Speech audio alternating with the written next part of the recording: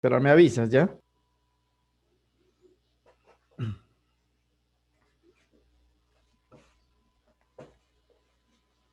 Bien, vamos a comenzar entonces, muchachos.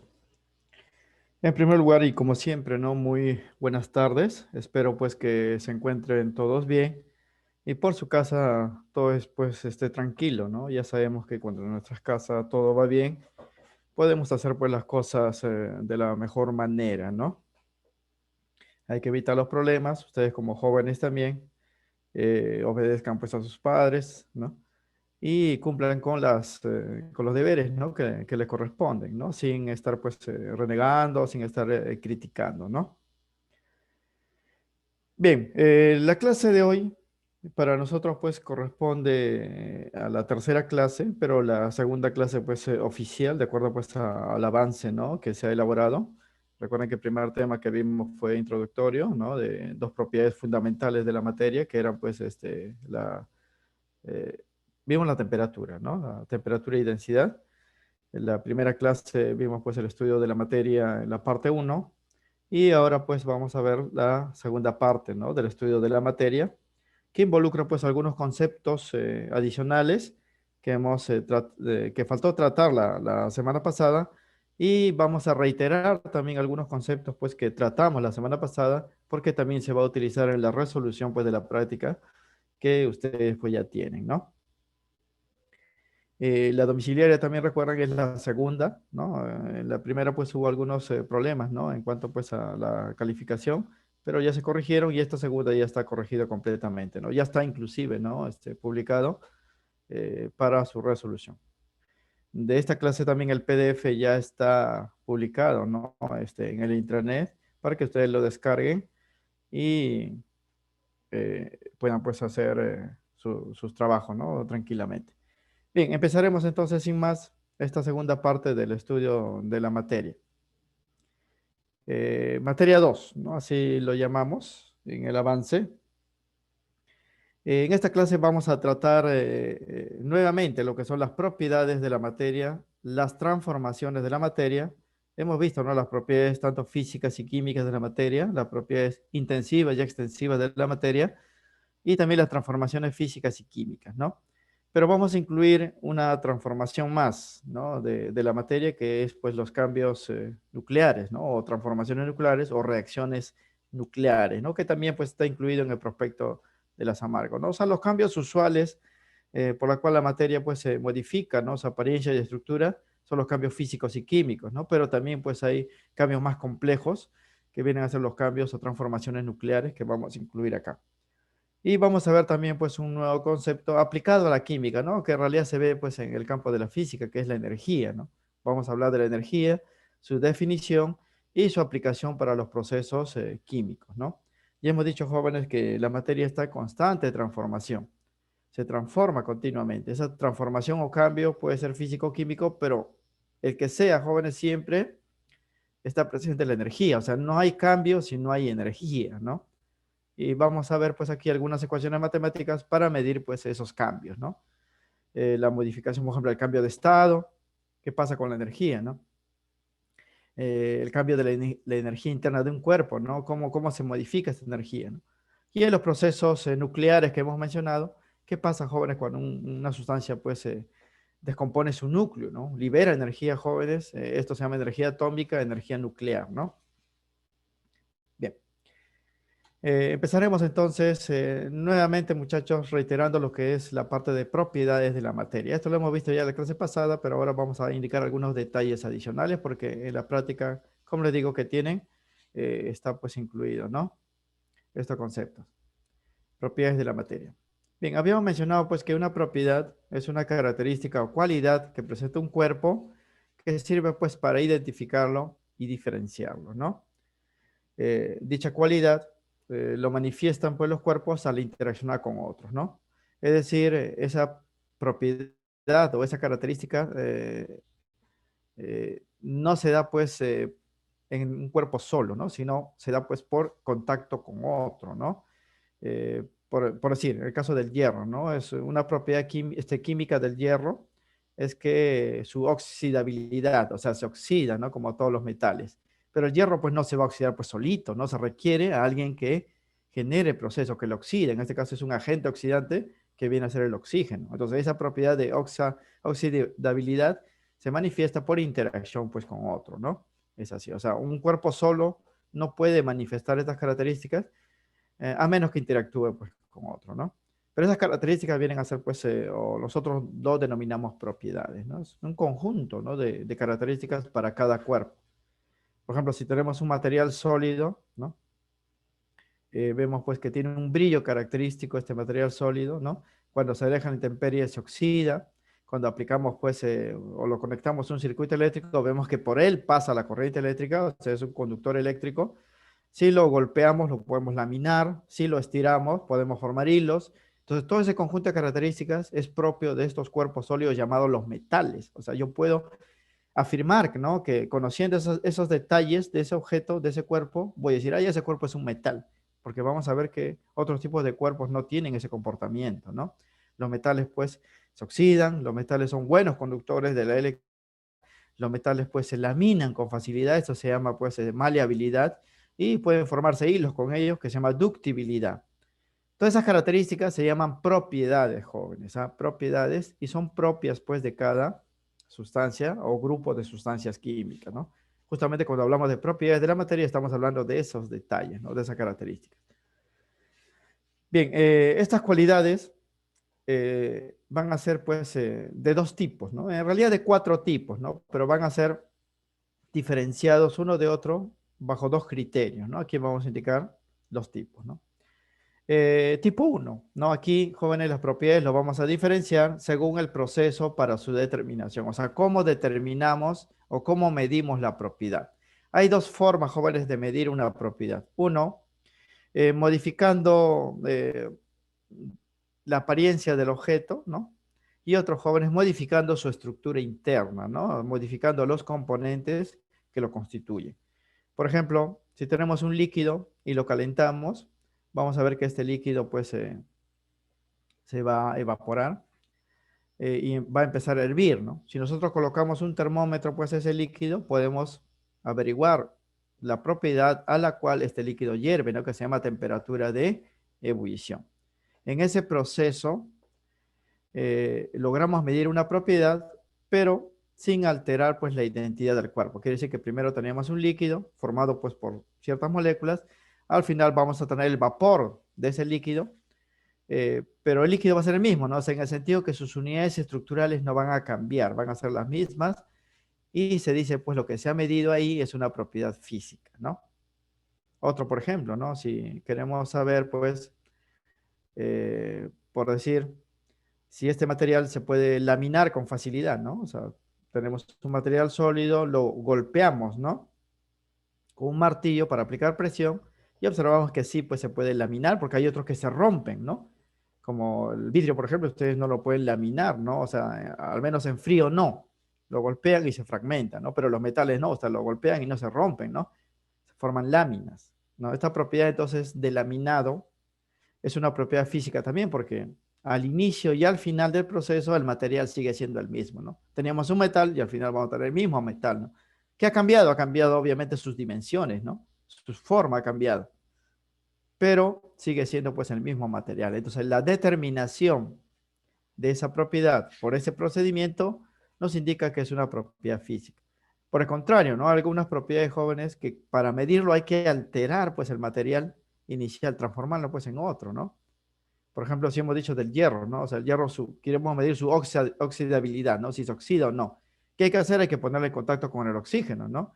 Y esperar un tiempo y ver, pues, si se forma algo nuevo, ¿no? ¿Qué es eso algo nuevo? Es un óxido, pues, ¿no? Entonces, si forma, pues, un óxido, ya este material, pues, presenta esta propiedad de oxidabilidad, ¿no? O sea, se oxida. No todos los materiales se oxidan. Por ejemplo, los plásticos no se oxidan, ¿no? Muchos de los no metales jóvenes se resisten también, pues, como el caso de los gases nobles, la oxidación. Pero los metales sí tienen esta propiedad. Pero la medida, ¿no? que se ha hecho involucra jóvenes que hemos pasado de un material inicial, que era el hierro puro, a un material distinto, ¿no? Que es el óxido de hierro. Entonces, en ese proceso, ¿no? Se ha medido una propiedad, pero se ha transformado a la sustancia. Y cuando ocurre eso, decimos pues que la propiedad que hemos medido es una propiedad química. Si el material inicial y final es el mismo, lo que se ha medido es una propiedad física, pero si el material inicial y final son diferentes, quiere decir, jóvenes, que se ha medido una propiedad química, ¿no? Es por eso que la primera forma de clasificar las propiedades es de acuerdo pues a cómo se determina, cómo se mide, ¿no? Cómo se calcula. En ese sentido tenemos estas dos propiedades, ¿no? Que hemos mencionado también en la clase pasada, vamos a reiterarlos, ¿no? Porque hay problemas que hay que resolver sobre la base de esta información, ¿no? Una propiedad física es aquella propiedad cuya medida, jóvenes, se determina, o sea, se calcula sin alterar la identidad del cuerpo. Quiere decir, jóvenes, que al inicio y al final se tendrá la misma sustancia. O sea, antes la medida y después de la medida, el material es el mismo. No ha cambiado, ¿no? Entonces, lo que se ha medido es una propiedad física. Por ejemplo, la conducción eléctrica, ¿no? Si quiero saber, pues, si un trozo de madera conduce la corriente eléctrica o no, lo pongo, pues, o hago contacto con un circuito eléctrico, ¿no? Si veo que no pasa la electricidad, entonces decimos que es mal conductor de la electricidad, ¿no? Pero al inicio y al final del proceso seguimos teniendo, pues, la madera, ¿no? O sea, no se ha transformado, ¿no? Entonces, eso es una propiedad física.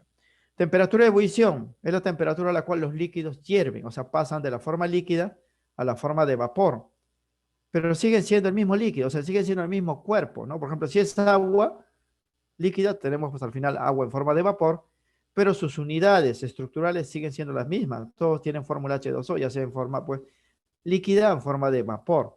Entonces aquí también la sustancia inicial y final es la misma. Lo que se ha medido es una propiedad física, ¿no? Presión de los gases. Para medir la presión de los gases solamente hay que contar los choques de las moléculas con la pared del recipiente. Al inicio y al final, las moléculas del gas siguen siendo las mismas, ¿no? No se han alterado. El calor de cambio de fase igualito, para medir el calor que un cuerpo debe absorber, ¿no? Para pasar pues de un estado a otro estado o de una fase a una fase, se mide, jóvenes, sin alterar pues la identidad del material, ¿no? Lo único que cambia es su estado de agregación, pero el material sigue siendo el mismo, ¿no? Lo mismo que la maleabilidad.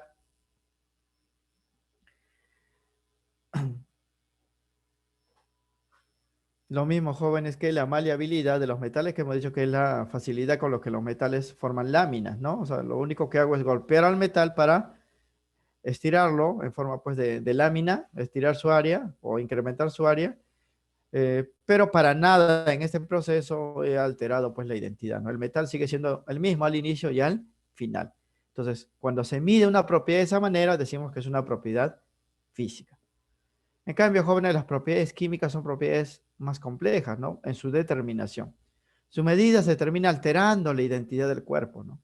Esto quiere decir que al final del proceso se tendrán nuevas sustancias distintas a lo que eran pues al inicio, ¿no? Es el caso de la combustibilidad, ¿no? Si quiero saber si un material es combustible, debo encenderle fuego, jóvenes, ¿no? Para ver si se quema o no. Si se quema, este material desaparece y en su lugar pues aparece otra sustancia, ¿no? Si el combustible es orgánico, normalmente pues aparece dióxido de carbono y agua, ¿no? Que son los productos usuales. Entonces aquí ya pues el material se ha transformado en otro. Y cuando eso pasa, lo que he medido es una propiedad química. Lo mismo que la electronegatividad. La electronegatividad es la propiedad que tienen pues los elementos químicos que miden la fuerza, ¿no? Para atraer electrones hacia sí al formar pues un enlace químico, ¿no? Entonces, para medir esta propiedad, yo debo enlazar un átomo con otro. Y cuando se enlaza, ya aparece pues algo nuevo, un compuesto químico, ¿no? Por ejemplo, si yo quiero medir la electronegatividad del sodio y el cloro, debo pues enlazarlo. Pero una vez que medí la propiedad, ya no tengo pues al sodio y al cloro, sino tengo una nueva sustancia que es el cloruro de sodio. O sea, se ha transformado el material pues en otro, ¿no? Lo mismo que la toxicidad, ¿no? Que mide pues cuán dañino para los seres vivos puede ser pues un objeto, ¿no? Este objeto ingresa al cuerpo pues del ser vivo y genera una serie de transformaciones generando nuevas sustancias que son dañinas, ¿no? Y hace pues que el ser vivo muera en muchos casos, ¿no? Si es el material tóxico, ¿no? El grado de acidez, como es el pH, para medir la fuerza de un ácido, hay que hacerlo reaccionar pues con otro material, ¿no? Y en ese proceso se transforma. O sea, yo no puedo medir pues si una sustancia es más ácido que otro por sí solo. O sea, debo pues combinarlo con otro material y formar nuevas sustancias. Lo mismo que el poder oxidante, ¿no? El poder oxidante es una propiedad pues que tienen los materiales que hacen pues que puedan oxidar a otros, ¿no? El oxígeno, por ejemplo, es un oxidante, ¿no?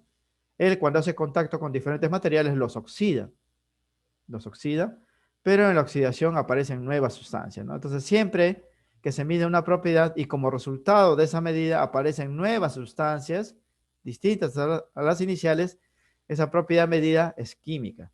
Pero si en la medida de esa propiedad el material inicial y final es el mismo, al final del proceso es una propiedad física, ¿no? Todos estos cambios que están acá se han medido sin alterar la identidad de los materiales, ¿no? Por el contrario, todos estos cambios que están acá se han medido, jóvenes, estas propiedades se han medido alterando pues el material inicial, transformándolo pues en otro, ¿no? Aquí algunos detalles, jóvenes. Por ejemplo, la maleabilidad que hemos mencionado es la capacidad que tienen los metales para formar láminas, ¿no? Se determina, ¿no?, sin alterar a la sustancia. ¿Por qué? Porque yo tomo una muestra, por ejemplo, del material y lo empiezo pues a laminar, a golpear o ponerlo en una prensa, ¿no?, para estirarlo. Entonces, si se estira, es maleable. Si se rompe, jóvenes, en pequeños trocitos, decimos que ese material no es maleable, es un material frágil, no tiene fragilidad, es otra propiedad, ¿no? Entonces, tenemos una lámina. Y si analizamos, jóvenes, a la sustancia al inicio y al final, o sea, cuando era pues un material de repente de forma esférica, por decir, o cúbica, y al final tenemos una lámina, habrá cambiado pues la apariencia, ¿no?, del material, pero sigue siendo el mismo en esencia, es decir, está formado por el mismo metal, ¿no? Si era hierro, al final tenemos hierro, ¿no? Entonces, la maleabilidad es una propiedad física.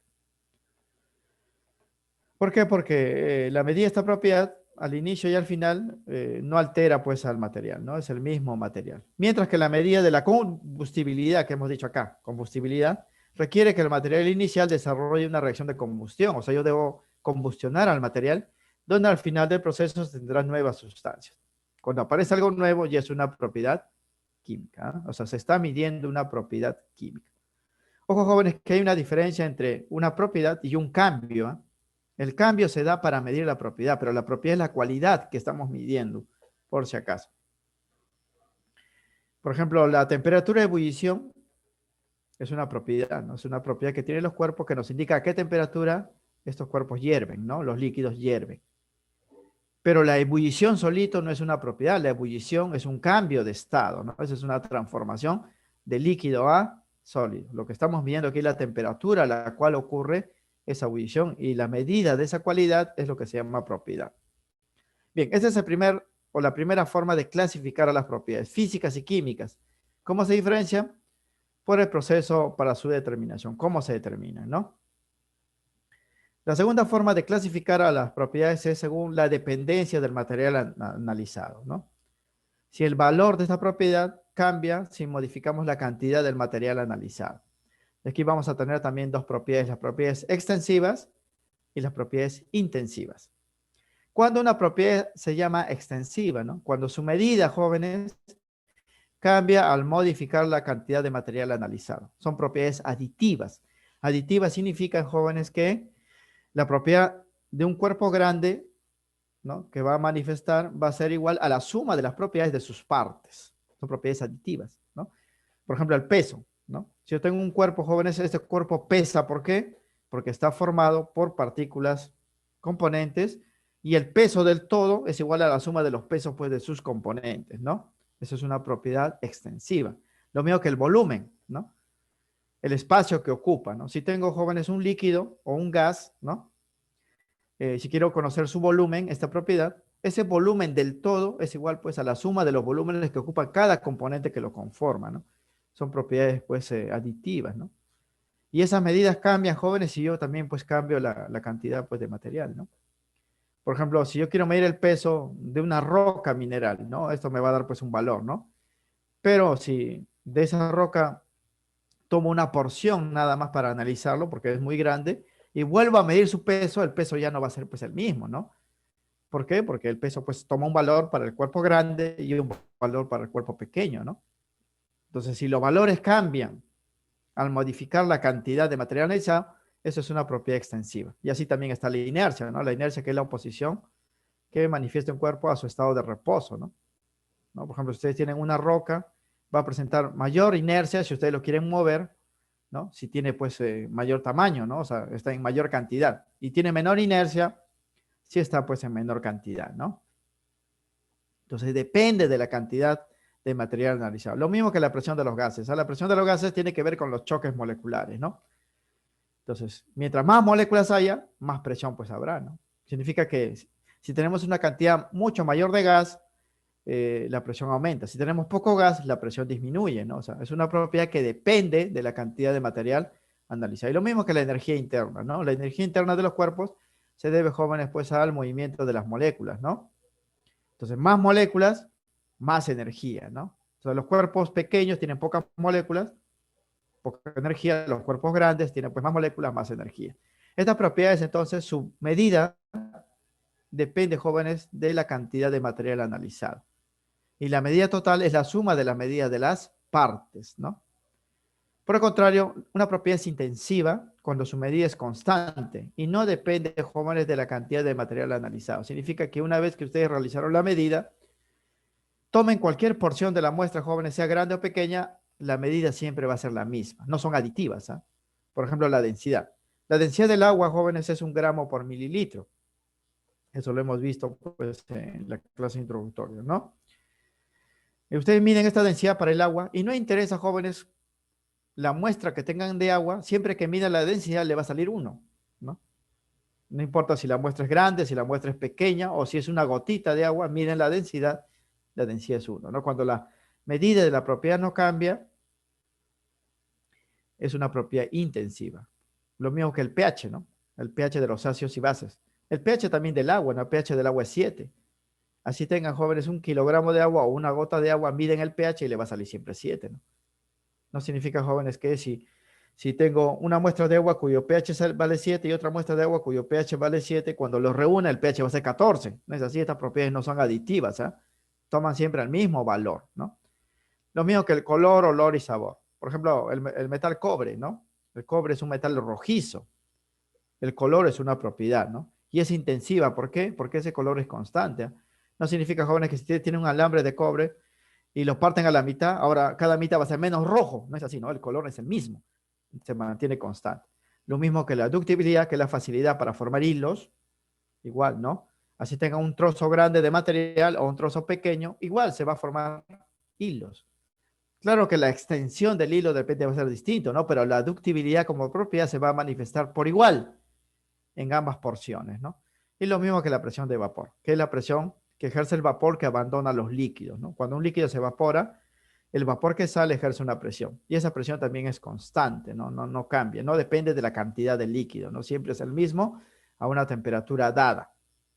Estas son propiedades intensivas, cuyas medidas son constantes y no dependen de la cantidad de material analizado. Sea grande o pequeño, la muestra, el resultado siempre le va a dar el mismo valor de la propiedad. Por el contrario, las propiedades extensivas sí modifican su valor si ustedes cambian la cantidad de material pues analizado. Aquí también algunos detalles, ¿ah? Por ejemplo, el peso de un cuerpo, ¿no?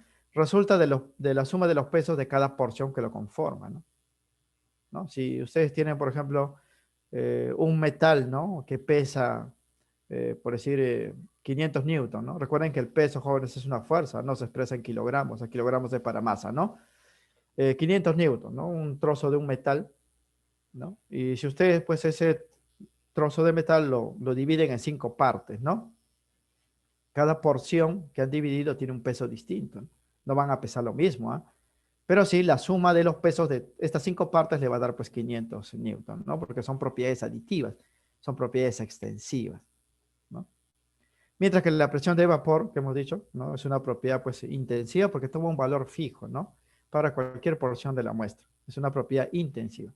Por ejemplo, si yo tengo pues 200 gramos de agua y lo dejo a la intemperie, este se va a evaporar, ¿no? El vapor que sale ejerce pues una presión que puede ser, por decir, ¿no? 20 milímetros de mercurio, son unidades de presión, ¿eh? Entonces, si ahora pues hago el mismo experimento, ya no con 200 gramos de agua, sino solamente con 100 gramos de agua, igual se va a evaporar en la misma cantidad, jóvenes, y va a ejercer la misma presión. La presión no va a cambiar, ¿no?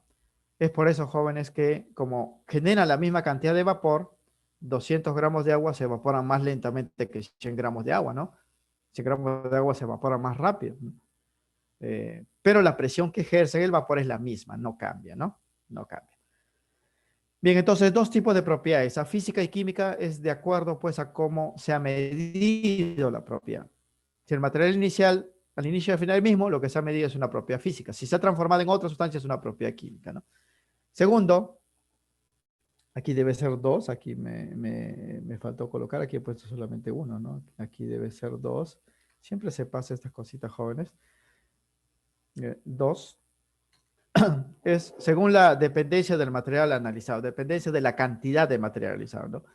Si la propiedad medida varía con la cantidad de material analizado, es una propiedad extensiva. Por el contrario, si la propiedad pues medida es constante y no depende de la cantidad de material analizado, siempre me da el mismo resultado, es una propiedad intensiva, ¿no? Es una propiedad intensiva.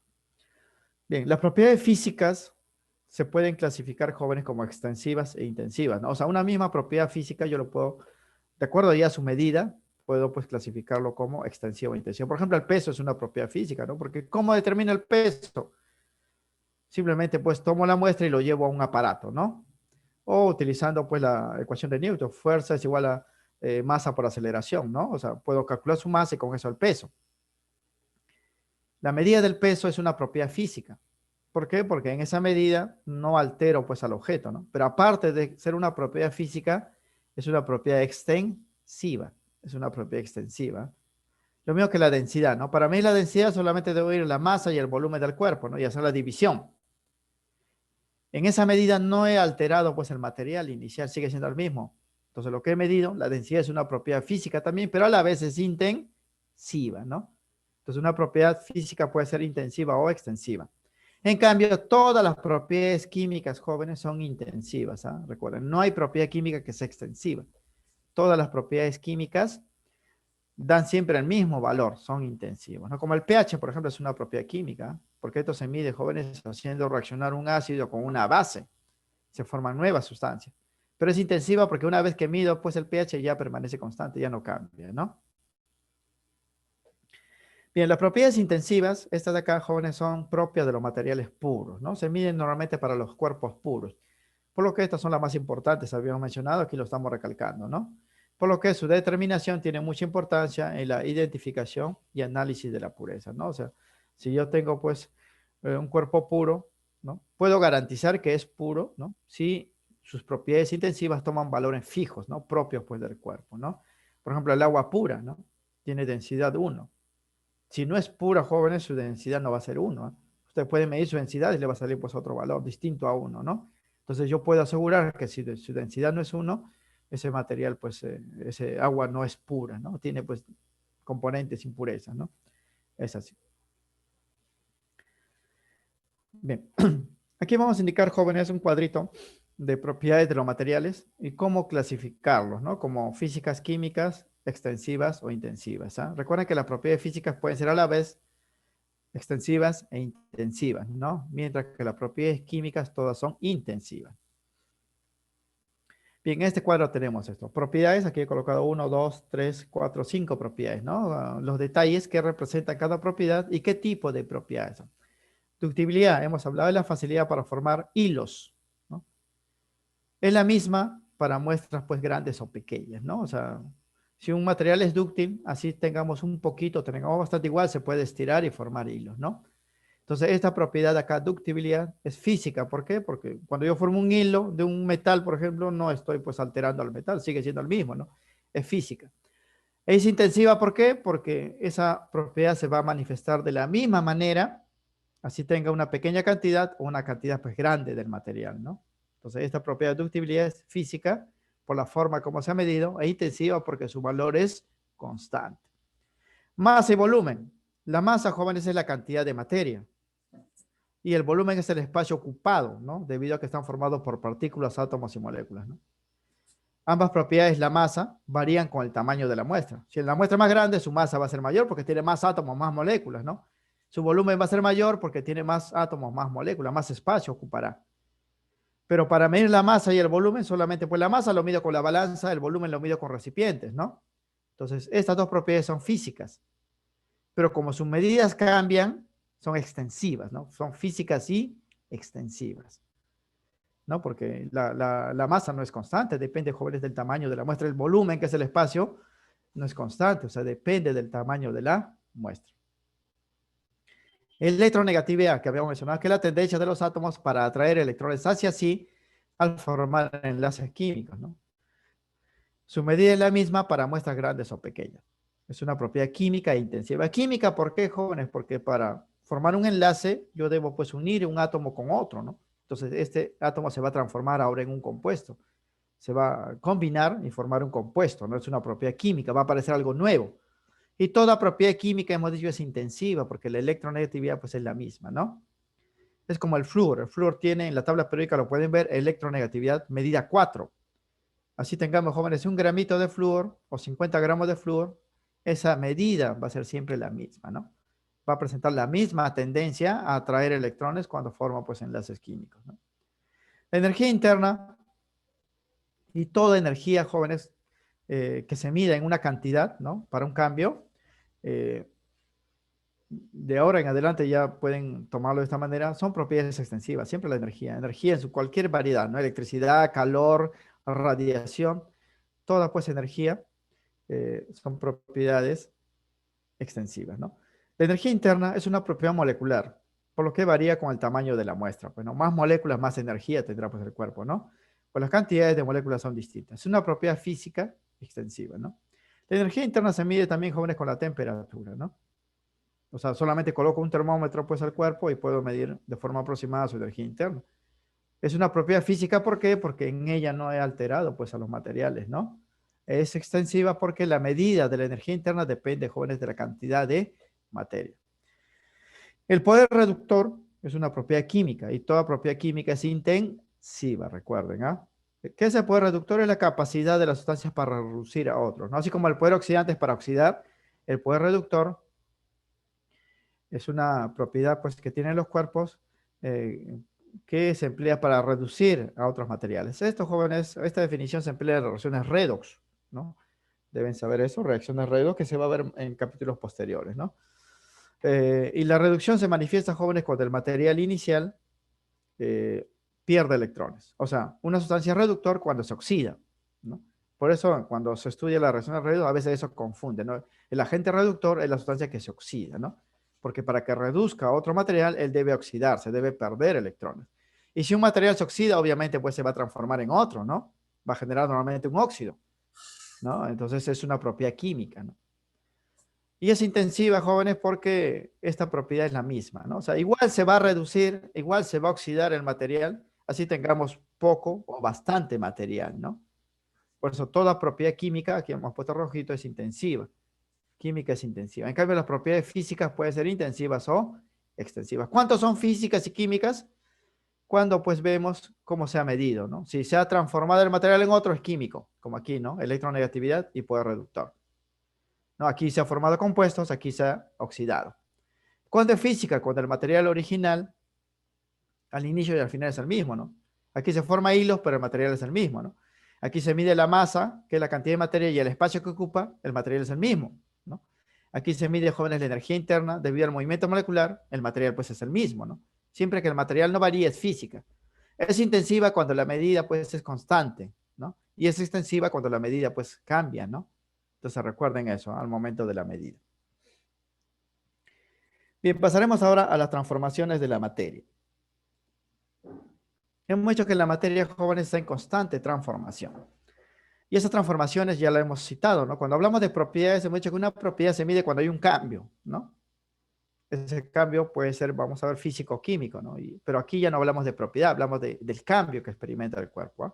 Las transformaciones de la materia se denominan también cambios o fenómenos, lo hemos citado en la clase pasada, aquí estamos reiterando, porque los problemas, como digo, de la práctica incluyen, pues, teorías sobre esto. Las transformaciones se producen cuando dos o más cuerpos interaccionan, ¿no? O sea, uno con otro hacen contacto, o cuando un solo cuerpo es afectado por la energía, ¿no? Dependiendo de las características de los cuerpos al final de los procesos de transformación, estos se pueden clasificar como físicos y químicos. Ojo que aquí estamos hablando de transformaciones, no de las propiedades, sino de los cambios que experimentan. Las propiedades son las cualidades que se miden, ¿no? Como la temperatura a la cual hierve un cuerpo, la maleabilidad, el poder oxidante, pero los cambios son los procesos, o sea, la transformación que experimenta pues el cuerpo. Aquí también tenemos estos detalles que hemos dado la clase pasada. Cuando un cambio o transformación es físico, ¿no? Cuando el material original solo modifica su apariencia externa. Todo lo físico pues es externo, como ustedes saben, ¿no? mientras que sus unidades estructurales mantienen su composición. Es decir, al inicio y al final del proceso, el material se presenta con la misma fórmula, ¿no? Si es agua y este se transforma, ¿no? Si al principio lo representamos como H2O con su fórmula y al final como H2O, decimos que ese cambio es físico. Pero si fuese hierro, por ejemplo, y al final del proceso ya no es hierro Fe, sino es FeO, el óxido ferroso, entonces ya es una nueva fórmula, ese cambio va a ser, vamos a citarlo como químico, ¿no? El cambio físico no modifica la fórmula de las sustancias que conforman al compuesto. Por el contrario, el cambio químico sí. El material original modifica su apariencia, estructura y composición de sus partículas. O sea, el cambio aquí es más complejo, ¿no?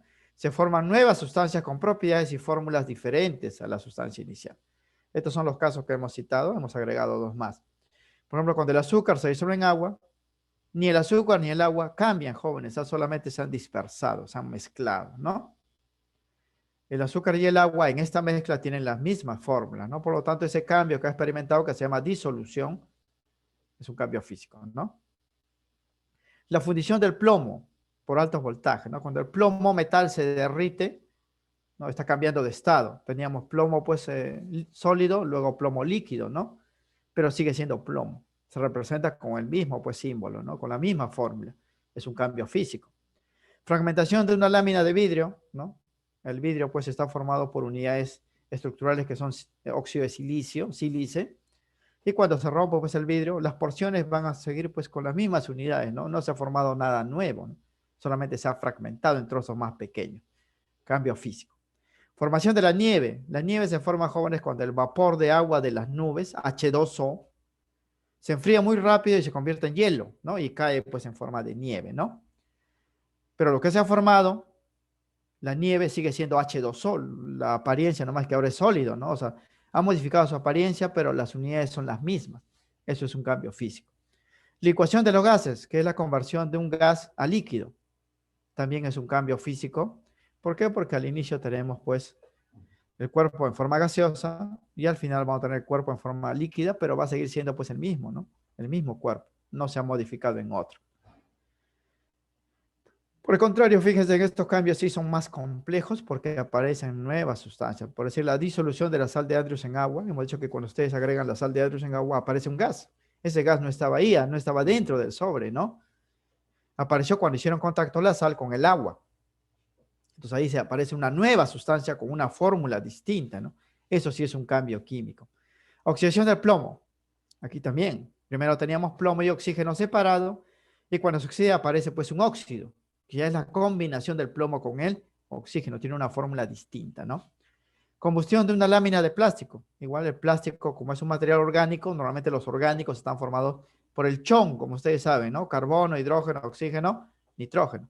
Y cuando se quema, normalmente aparece, pues, dióxido de carbono y agua, ¿no? Y otros productos, pues, nitrogenados. Nuevas sustancias, el cambio es químico.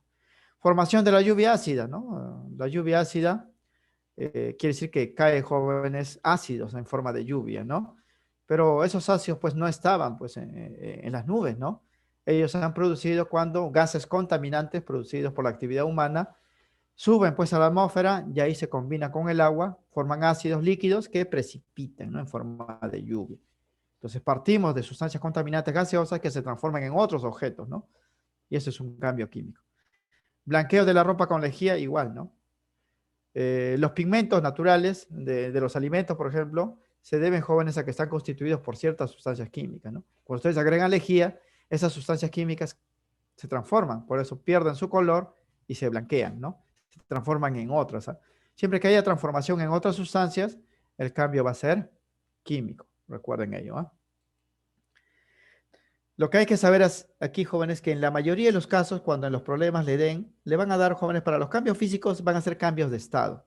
Por ejemplo, esto acá, formación de nieve es un cambio de estado. Licuación de los gases es un cambio de estado. Fundición del plomo es un cambio de estado.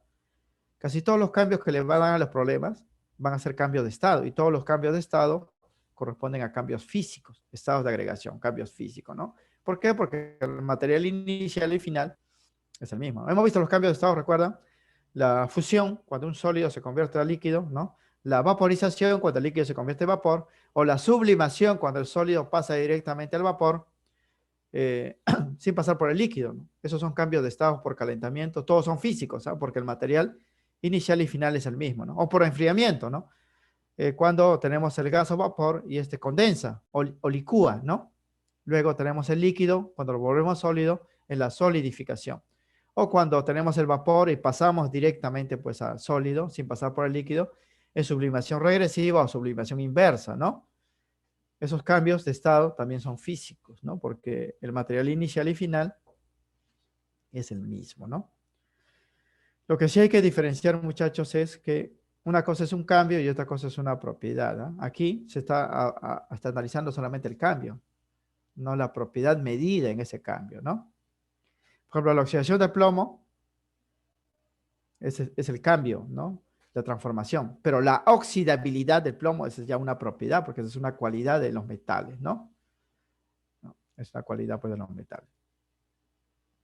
El blanqueo, por ejemplo, de la ropa con lejía, ¿no? Es el cambio. Pero ¿qué propiedad se puede medir ahí, no? El poder oxidante, porque los blanqueadores, ¿no? Como la lejía, tienen esa cualidad, ¿no? Poder oxidante, o sea, decoloran, ¿no? Decoloran a los materiales. Son dos cosas distintas, entonces. Bien, en esta clase vamos a incluir, jóvenes, un cambio adicional, ¿no? Que viene, pues, está en el prospecto del examen de admisión de San Marcos, que son los cambios o transformaciones nucleares. Así como hay cambios físicos, químicos, hay cambios nucleares también. Y la diferencia está en esto, ¿no? De que cuando hablamos de nucleares, ya están participando los núcleos de los átomos, ¿no? Bien, son cambios que experimenta la materia donde el cuerpo no solo se transforma en otra sustancia, como en el cambio químico. En el cambio químico, una sustancia se transforma en otra, ¿no? Pero aquí ocurre algo más, ¿no? Sino que también pierde su identidad elemental. Quiere decir que el elemento químico que conforma el cuerpo no solamente se combina con otro para formar una nueva sustancia, sino se transforma en otro cuerpo distinto, ¿no? Por ejemplo, cuando hablamos de una propiedad, de un cambio químico, ¿no? Como la oxidación del hierro. ¿Qué pasa en la oxidación del hierro? Tenemos hierro, tenemos oxígeno, se combinan y aparece el óxido de hierro, ¿no? Cuya fórmula es FeO o Fe2O3, ¿no? Que son los óxidos de hierro. O sea, aparece una nueva sustancia, eso es un cambio químico. Pero en esa nueva sustancia, el hierro sigue siendo hierro y el oxígeno sigue siendo oxígeno. Lo que pasa ahora es que están combinados, ¿no? Por eso tienen propiedades distintas. Pero siguen siendo hierro y oxígeno en esencia, ¿no? Por el contrario, jóvenes, en estos cambios nucleares va a ocurrir aparte, ¿no? Que el material cuando se transforma en otra sustancia pierde su identidad. Quiere decir que si el hierro participara ya no en un proceso químico, sino en un proceso nuclear, el hierro dejaría de ser hierro al final. Puede transformarse en otro elemento, ¿no? Puede convertirse en calcio, puede convertirse pues en oro, puede convertirse en plomo o en otro material. Entonces, esa es la diferencia con los cambios físicos y químicos y los cambios nucleares, ¿no? Aquí no solamente el cuerpo experimenta la transformación en otra sustancia, sino que pierde su identidad elemental, convirtiéndose en otro pues, elemento distinto. Esta transformación elemental tiene un nombre particular, ¿no? Lo vamos a indicar acá. A diferencia de los procesos físicos y químicos, donde los electrones, ¿no? Son responsables de los cambios en las sustancias, en los procesos nucleares participan los núcleos atómicos. Jóvenes, cuando hay un cambio físico, por ejemplo, de evaporación del agua, se rompen los enlaces entre las moléculas y las moléculas se separan para formar el vapor. Ahí solamente se rompen enlaces donde están los electrones, ¿no? O cuando el hierro se convierte pues en óxido, ¿no? Sus electrones pues se unen a los electrones del oxígeno y forman el óxido de hierro. O sea, en los cambios físicos y químicos participan los electrones, pero en estos cambios que estamos citando nuevos, cambios nucleares, ya no participan los electrones, sino participan los núcleos de los átomos. Por lo que son procesos naturales y artificiales, o sea, pueden ser naturales o artificiales, muy complejos. Los cambios nucleares son muy complejos y energéticos, porque los núcleos jóvenes almacenan una enorme energía, ¿no? Justamente de ahí se habla de energía nuclear, donde los elementos químicos se convierten en otros mediante la denominada transmutación elemental. Aquí se habla de transmutación elemental. Los elementos transmuta en otro, ¿no? O sea, tenemos un elemento como el plomo, por ejemplo, lo podemos convertir pues en uranio, ¿no? El plutonio podemos convertirlo en neptunio, ¿no? El neón se puede convertir pues en argón, ¿no? Y así. O sea, transmutación elemental. En la época, muchachos, de los alquimistas, los químicos que no tenían pues formación científica, eso se llamaban los alquimistas, no sé si ustedes recordarán, y esto lo han visto en una película también, buscaban una piedra especial llamada la piedra filosofal, ¿no? Que era la piedra, pues, un tipo de piedra especial que se decía, jóvenes, ¿no? Que si con esta piedra tocamos cualquier metal, lo podríamos convertir en oro, ¿no? Todo lo que podemos tocar se convierte en oro, decían, ¿no? Y como era, pues, una piedra especial, si tocamos a un ser humano, lo podemos, pues, sanar de cualquier enfermedad, ¿no? Es una piedra especial, decían. Los alquimistas buscaban eso, ¿no? Pero eso es, pues, un absurdo, ¿no? O sea, no existe un material que haga eso, ¿no? Sin embargo, cuando se estudió la química nuclear, se llegó a la conclusión que sí se puede, o sea, no con una piedra filosofal, ¿no? Sino, pero sí se puede convertir un elemento químico en otro. O sea, en teoría yo puedo convertir cualquier metal en oro mediante este proceso porque puedo transmutar un elemento químico en oro. Por ejemplo, si yo tengo plomo, lo podría pues convertir pues en oro. Se puede hacer, jóvenes, y está demostrado científicamente, ¿no? Sin embargo, como hemos mencionado, estos procesos son tan complejos, por lo tanto muy costosos, ¿no? Que gastarían mayor cantidad de dinero en convertir el plomo en oro que ir pues a una mina y sacar oro, ¿no? O sea, el proceso sí se puede dar, pero no es rentable, ¿no? Así como los diamantes. Ha habido una información ahorita, jóvenes, por la web, de que los diamantes, que son materiales muy costosos, utilizados en joyería principalmente, van a bajar su costo en estos años porque ya se ha inventado un proceso para producir diamante a partir del carbono, ese carbón negro, en los laboratorios, ¿no? Imagínense, diamantes artificiales con las mismas cualidades, ¿no? Acá también, o sea, en teoría yo puedo convertir cualquier metal en oro por transmutación nuclear, transmutación elemental, pero el costo pues sería muy elevado, ¿no? Bien, estos cambios, transformaciones, jóvenes, se estudian normalmente en la física, no en la química, porque involucran pues cambios complejos, ¿no? Y los más comunes son los siguientes, ¿ah? Son ejemplos de procesos o transmutaciones o transformaciones nucleares los siguientes, ¿no? Por ejemplo, la desintegración radiactiva espontánea, ¿no?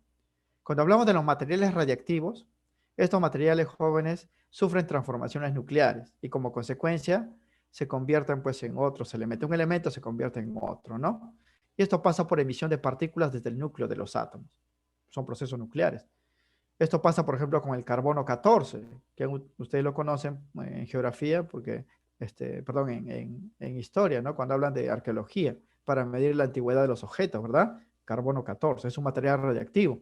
Este carbono 14, como es inestable, radiactivo, emite partículas de su núcleo y se desintegra. Como consecuencia, el carbono se transforma en otro elemento, en este caso en el nitrógeno, ¿no? Y desaparece. Este es un ejemplo de cambio nuclear, ¿no? Otro, por decir, es la transmutación elemental artificial, ¿no? O sea, cuando el elemento químico se transforma en otro, pero de forma provocada. Si yo quiero convertir un material en otro, lo que se hace usualmente, jóvenes, es bombardear a un núcleo de un átomo con partículas subatómicas, ¿no? Por ejemplo, si yo tengo uranio, pero el uranio no me sirve y quiero fabricar plutonio, ¿qué debo hacer? Al núcleo del átomo uranio dispararle partículas para que ingresen a su núcleo y se vuelva más grande, ¿no? Y se transforma en un nuevo elemento que es el plutonio, ¿no? O el neptunio, ¿no? En la tabla periódica pueden ver el tamaño, pues, de los núcleos de los átomos, de acuerdo, pues, a cuántos protones y neutrones tiene, ¿no? Aquí también es un cambio nuclear porque se están modificando los núcleos de los átomos, ¿no? La decisión nuclear.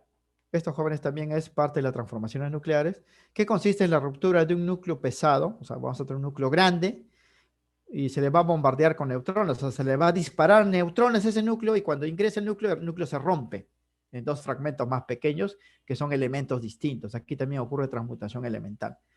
Y normalmente cuando se rompe ese núcleo grande en porciones más pequeñas, se libera, jóvenes, una enorme cantidad de energía, llamada pues energía atómica, energía nuclear, porque proviene del átomo y el núcleo, ¿no? Justamente mediante esta decisión nuclear, que en los libros le llaman fisión nuclear, se han construido las bombas atómicas, ¿no? Las bombas atómicas que tienen los países desarrollados están hechos bajo este proceso, ¿no? De decisión nuclear. Eso pues con fines bélicos, ¿no? Aunque hoy en día se ha controlado ese proceso de ruptura para producir electricidad, jóvenes, en los llamados reactores nucleares, ¿no? Esto ya con fines pacíficos. Aún así, los materiales, pues los fragmentos que salen de esta ruptura, a menudo son materiales muy peligrosos, ¿no? Radiactivos contaminantes y son desechos, pues, que se tienen que manipular con cuidado. Uno más podemos hablar de la fusión nuclear, ¿no? Fusión nuclear, que consiste, jóvenes, en la unión de núcleos atómicos ligeros a altas temperaturas, se llaman reacciones termonucleares, para formar otros núcleos más pesados. Esto es la base, pues, de la bomba de hidrógeno, ¿no? Que es el arma más poderosa creada, pues, por el hombre, ¿no? Mediante la fusión nuclear. Esto solamente se puede llevar a cabo a altas temperaturas. En un laboratorio aún no se puede controlar esto, ¿no? Porque esa energía también se puede utilizar para fines pacíficos, ¿no? ¿Por qué? Porque se requeriría altas temperaturas y no existe, pues, ningún material que resista temperaturas de millones de grados, ¿no? Se derretiría. Pero sí ocurre de forma natural en lugares del universo de alta temperatura, como las estrellas, por ejemplo. Las estrellas producen energía por fusión nuclear, ¿no? Nuestro Sol, por ejemplo, produce energía, grandes cantidades, por fusión. Aunque los científicos ya están ideando, jóvenes, procedimientos para producir la fusión de forma controlada. En China, por ejemplo, ya han hecho experimentos para crear un sol artificial, imagínense, ¿no? Un sol artificial en un laboratorio y aprovechar la energía de ese sol para producir, pues, electricidad y hacer funcionar todo, pues, el país, ¿no? Con el tiempo se va a lograr esto, jóvenes, y sería la energía, pues, definitiva, ¿no? O sea, esto ya sería la energía del futuro, ¿no? Con esto ya avanzaríamos, pues, indefinidamente, ¿no? Ya no habría problemas de energía, no habría guerras, no habría, pues, guerra por el petróleo, o no habría contaminación por los materiales, pues, radiactivos y así, ¿no? Por último, también podemos hablar de los cambios que experimentan los radioisótopos, ¿no? O isótopos radiactivos, ¿no? Por ejemplo, esto se utiliza en medicina, en el tratamiento del cáncer, ¿no? Se utiliza por la radioterapia, utiliza un material radiactivo, se hace ingresar al cuerpo, jóvenes, al tumor, y este empieza, pues, a desintegrarse, ¿no? Entre sus desintegraciones se emite radiación, rayos gamma, que matan a las células cancerígenas y, en teoría, pues, cura el cáncer, ¿no? O sea, destruye el tumor. Aunque esto también es peligroso porque esas radiaciones ciertamente matan a las células cancerígenas, pero también matan a otras células, ¿no? Que son normales. Por eso, cuando una persona sale de la radioterapia, normalmente sale siempre muy débil, ¿no? Y si se enferma con una gripe, puede morir, ¿no? Inclusive, con su defensa muy baja, ¿no? Eso también es un proceso de transmutación, transformación nuclear, ¿no? La emisión de radiaciones por los radioisótopos, ¿no? También se utiliza radioisótopos en la datación para medir la antigüedad de las rocas, los restos orgánicos y otras cosas, ¿no? En control de plagas también, muchachos, ¿ah? Porque se utiliza esta radiación de las transformaciones nucleares para alterar el ADN, ¿no? De algunos insectos y volverlos estériles, ¿no? O sea, puede haber plagas de insectos, pero estos insectos, como ya no pueden reproducirse, desaparecerían, bueno, y así. En todos estos procesos que estamos citando, los núcleos de los átomos se han transformado y han convertido, jóvenes, a ese elemento inicial en otro. Ha ocurrido transmutación elemental, que es un cambio muy diferente, jóvenes, a lo que pasa en los procesos físicos y químicos. Recuerden.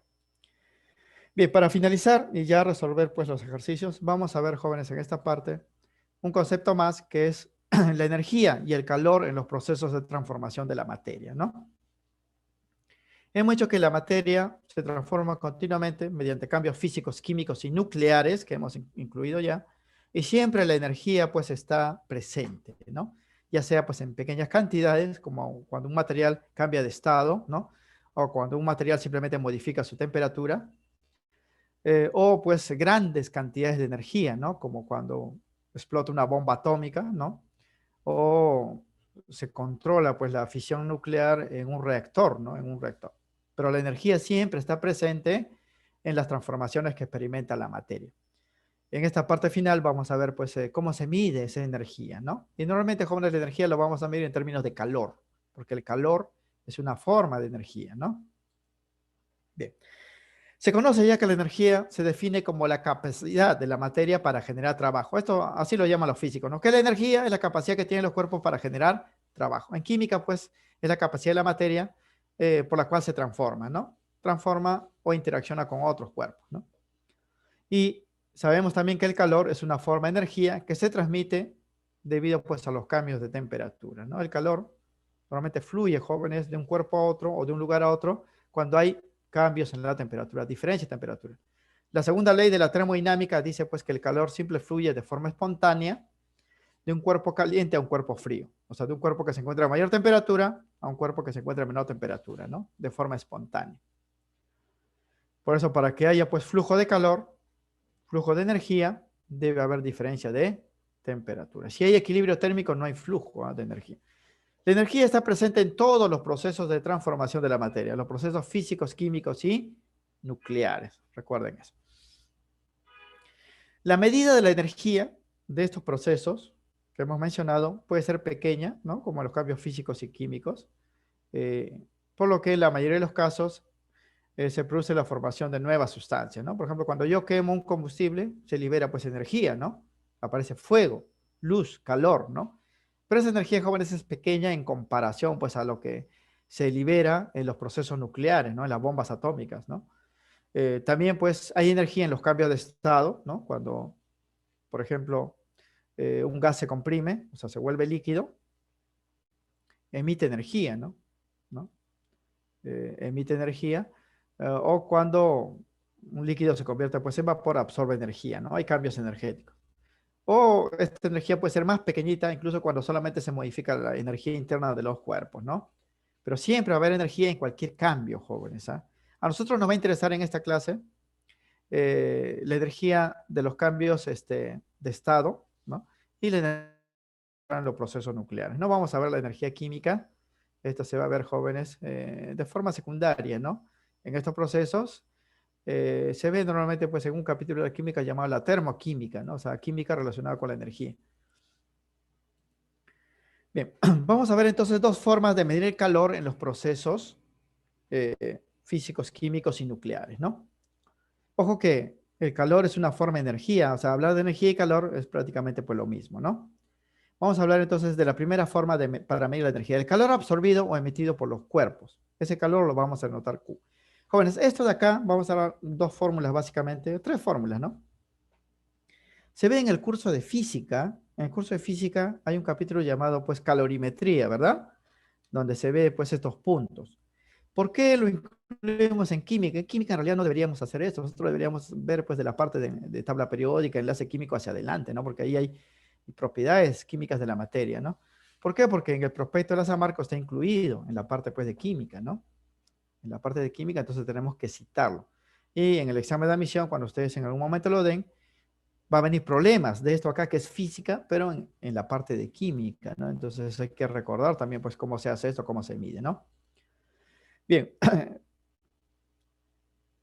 para medir este calor absorbido o emitido por los cuerpos, se mide, jóvenes, cuando el cuerpo solo se modifica su energía interna, ¿no? O sea, modifica el movimiento de sus moléculas debido pues al cambio de temperatura. Este calor se calcula así, ¿no? Se calcula así, ya lo conocen por física. Calor Q es igual a la masa del cuerpo por una constante que se llama calor específico y variación de la temperatura. Quiere decir que un cuerpo absorbe o emite energía si ese cuerpo experimenta un cambio en su temperatura, ¿no? Si experimenta un cambio en su temperatura. La masa pues es constante y el calor específico también pues es una constante. Todo lo que es específico es intensivo, ¿eh? Es una propiedad intensiva, es constante. Donde Q, vamos a ver acá, como vamos a medir calor, se expresa en unidades de calorías. Calorías se llaman cal, ¿no? Cuando hablamos de calor, hablamos pues de calorías, ¿no? Y esta es su unidad. Cuando hablamos de energía en sí, energía y no calor, la unidad, jóvenes, en física, ustedes saben que es el joules, ¿no? Para la energía.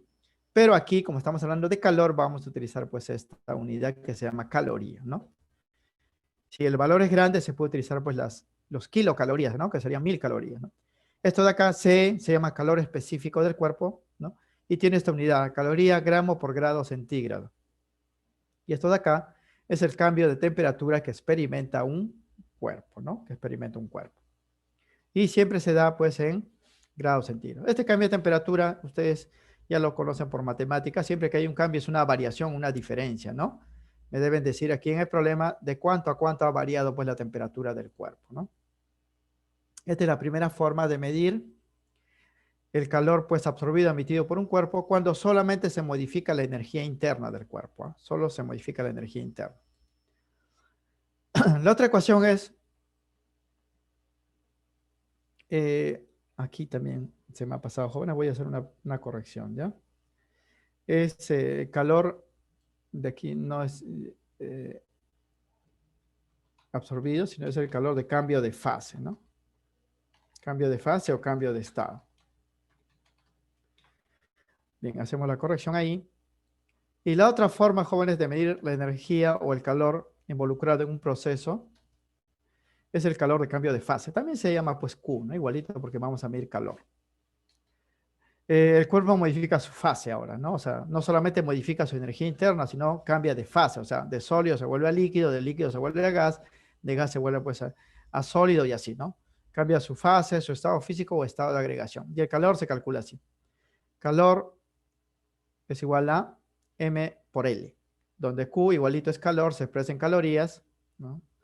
L se llama pues calor latente de fusión o vaporización, cuando el cuerpo pues se derrite o se evapora, ¿no? Y L se expresa pues en calorías por gramo. Ojo que aquí, miren, no hay temperatura, como en la ecuación anterior.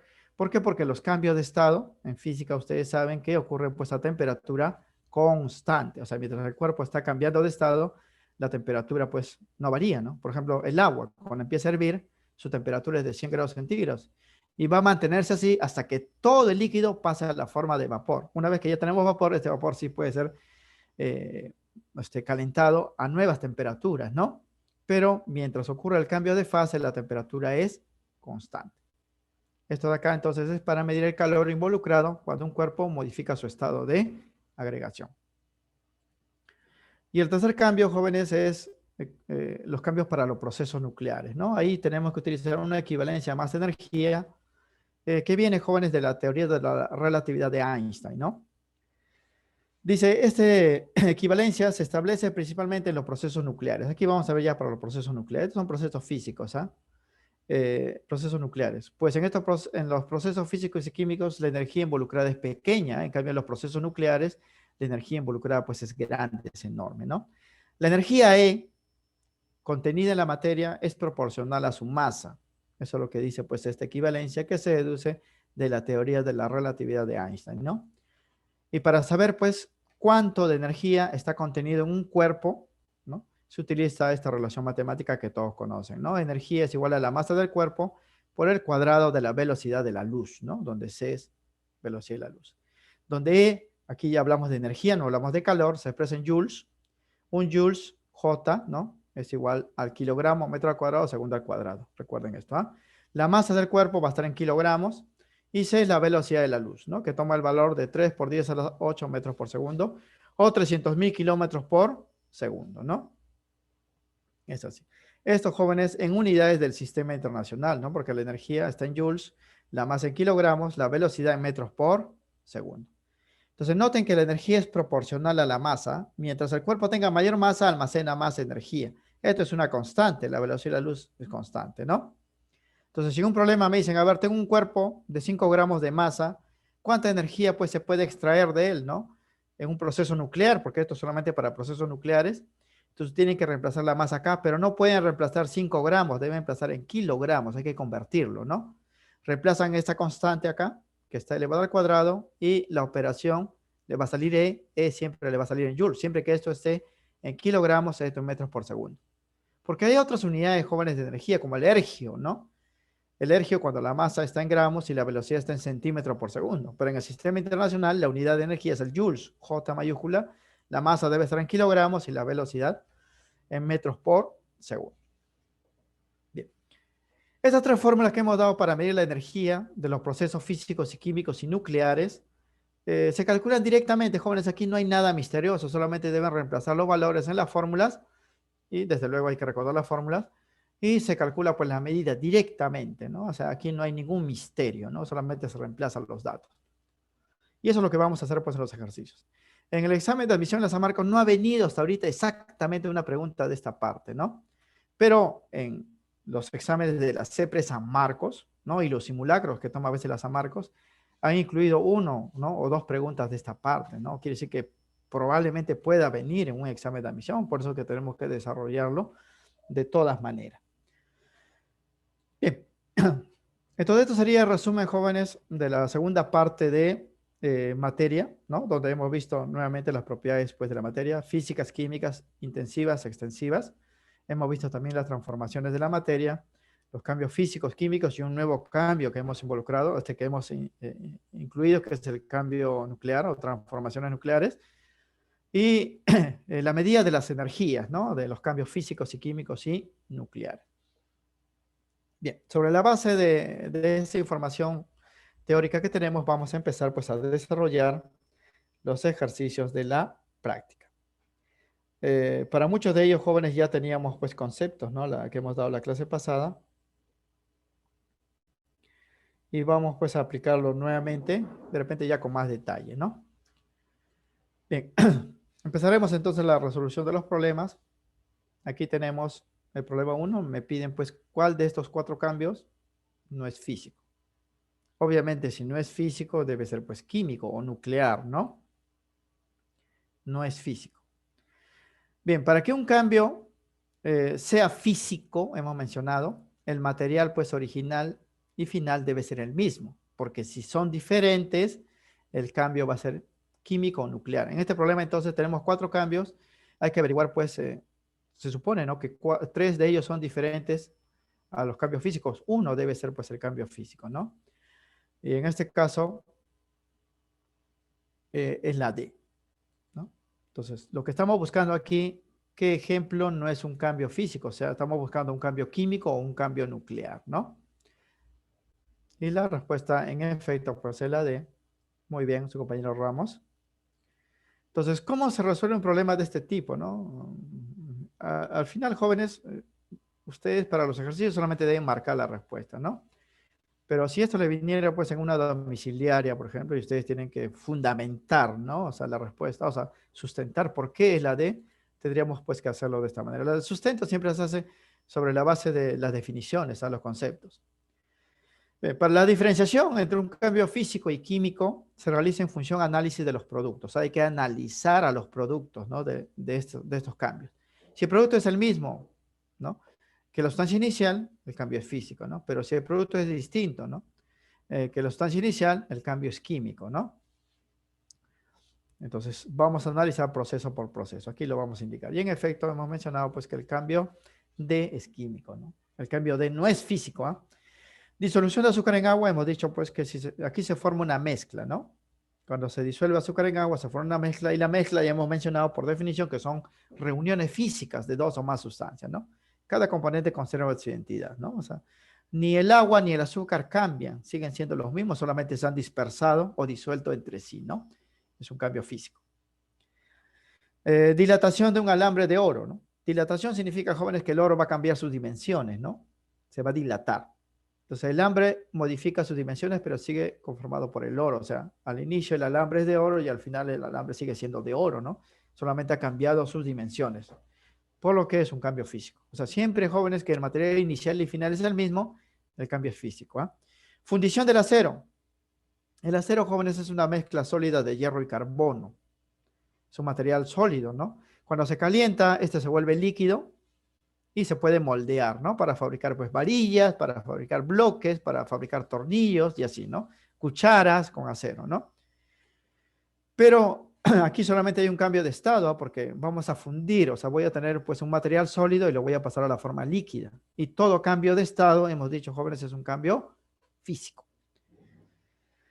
La respuesta es la D, ¿por qué? Porque la putrefacción de la carne ya es un proceso químico. ¿Por qué es químico, jóvenes? Porque en este cambio aparecen nuevas sustancias, ¿no? La carne normal, ¿no?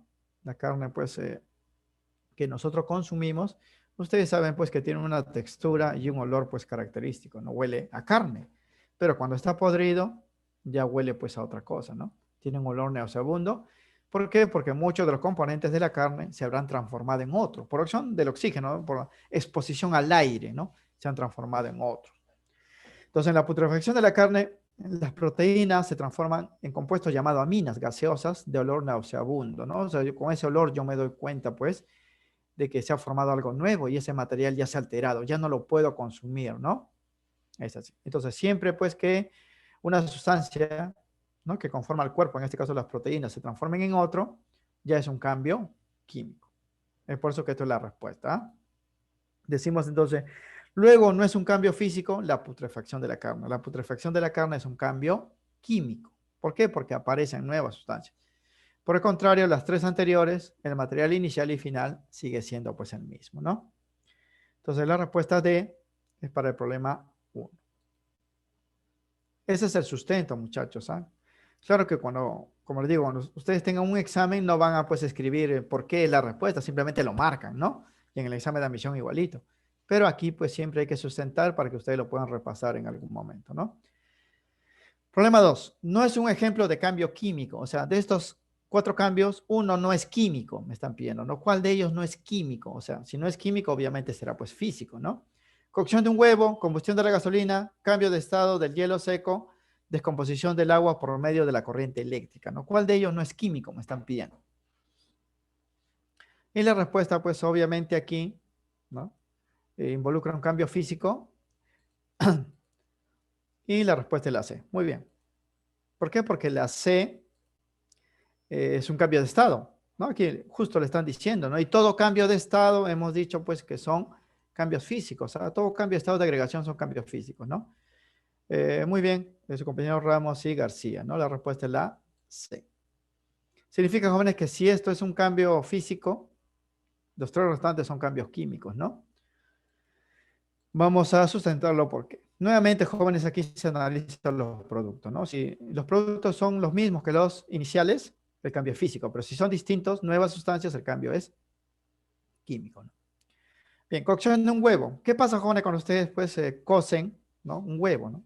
Cocer, jóvenes, con C, cocer con C es pues calentar el material pues hasta que esté listo para comerlo, ¿no? Cocer con S, pues utilizar un hilo y una aguja por si acaso, ¿no? La cocción de un huevo, lo que pasa, jóvenes, aquí es por acción del calor, las proteínas de la clara, que es básicamente albúmina, se degradan a sustancias más simples, que normalmente son sustancias en forma de gel, gelatinosas, ¿no? Se convierten en otros, ¿no? Y es un proceso químico. La combustión de la gasolina está formada por hidrocarburos líquidos, ¿no? Se queman formando dióxido de carbono y vapor de agua. Aparecen cosas nuevas, químico. El cambio de estado del hielo seco. El hielo seco, jóvenes, es la forma sólida del dióxido de carbono. Es el hielo que utilizan pues los heladeros, ¿no? Para mantener fríos sus helados, ¿no? Están en bloques. Ustedes habrán visto alguna vez cuando han comprado un helado. A un heladero tienen pues bloques, ¿no? O cubiertos normalmente con papel blanco, ¿no? Que es el hielo seco. Ese hielo no se derrite, ¿ah? No se derrite. Directamente pasa de la forma sólida a la forma de vapor, porque si derritiera, jóvenes, mojaría pues los empaques de los helados y los dañaría, ¿no? Debe ser un hielo que no se vuelva líquido, que pase directamente de sólido a vapor. Sublimación se llama eso, ¿no? Pero es un cambio de estado. Y todo cambio de estado es físico, justamente por eso esta es la respuesta, ¿no? Descomposición del agua por medio de la corriente eléctrica también es químico porque eso se llama electrólisis. Electricidad, lisis es descomposición, ustedes saben, ¿no? Cuando al agua se le hace pasar electricidad, el agua se descompone y se separa en hidrógeno y oxígeno, que son sus constituyentes, ¿no? El agua H2O le aplican electricidad y se rompe la molécula. Por un lado sale hidrógeno, por otro lado sale oxígeno, ¿no?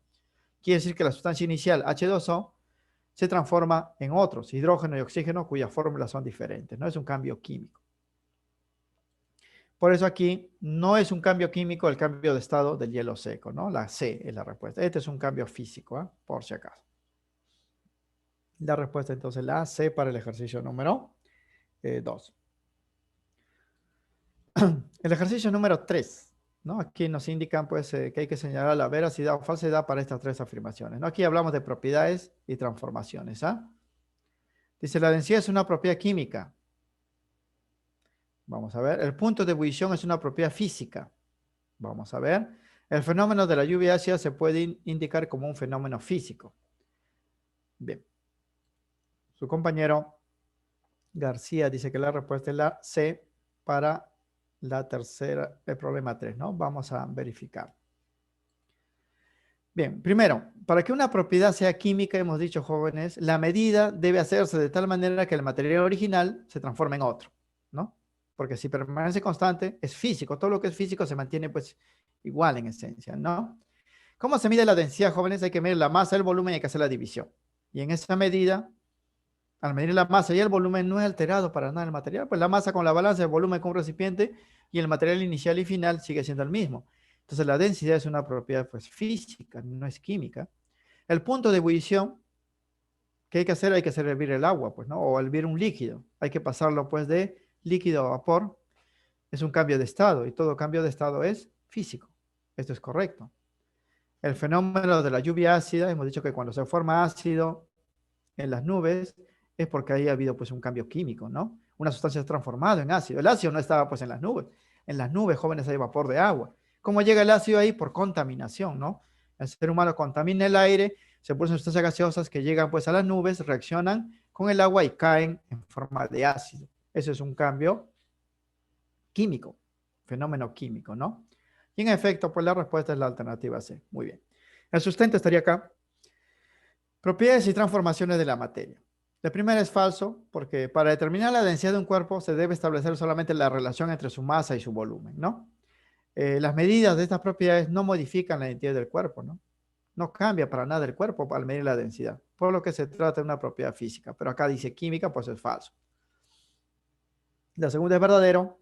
Para determinar la temperatura a la cual hierve un líquido, eso se llama también punto de ebullición, este debe ser calentado hasta que toda su masa se vaporice.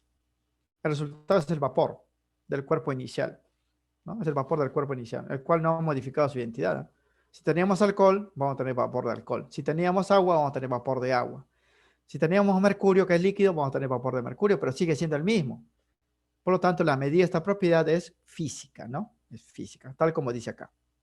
La tercera sí es falso, porque la lluvia ácida resulta de la transformación de ciertos gases contaminantes en ácidos a reaccionar con el vapor de agua de las nubes, ¿no? O sea, estos ácidos o estas sustancias gaseosas llegan pues a la atmósfera, reaccionan con el vapor de agua de las nubes, se forman ácidos líquidos que caen, ¿no? En forma de lluvia. Eso ya es un cambio químico porque han aparecido ácidos donde no estaban, ¿no? Nuevas sustancias. Entonces la respuesta aquí es falso, verdadero, falso. La clave es la C. Recuerden, jóvenes, que la medida de una propiedad física y química depende del proceso, ¿no? Si aparecen nuevas sustancias, es químico la propiedad.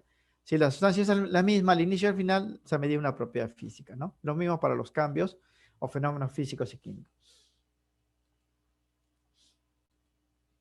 Ejercicio 4. Indica una propiedad extensiva.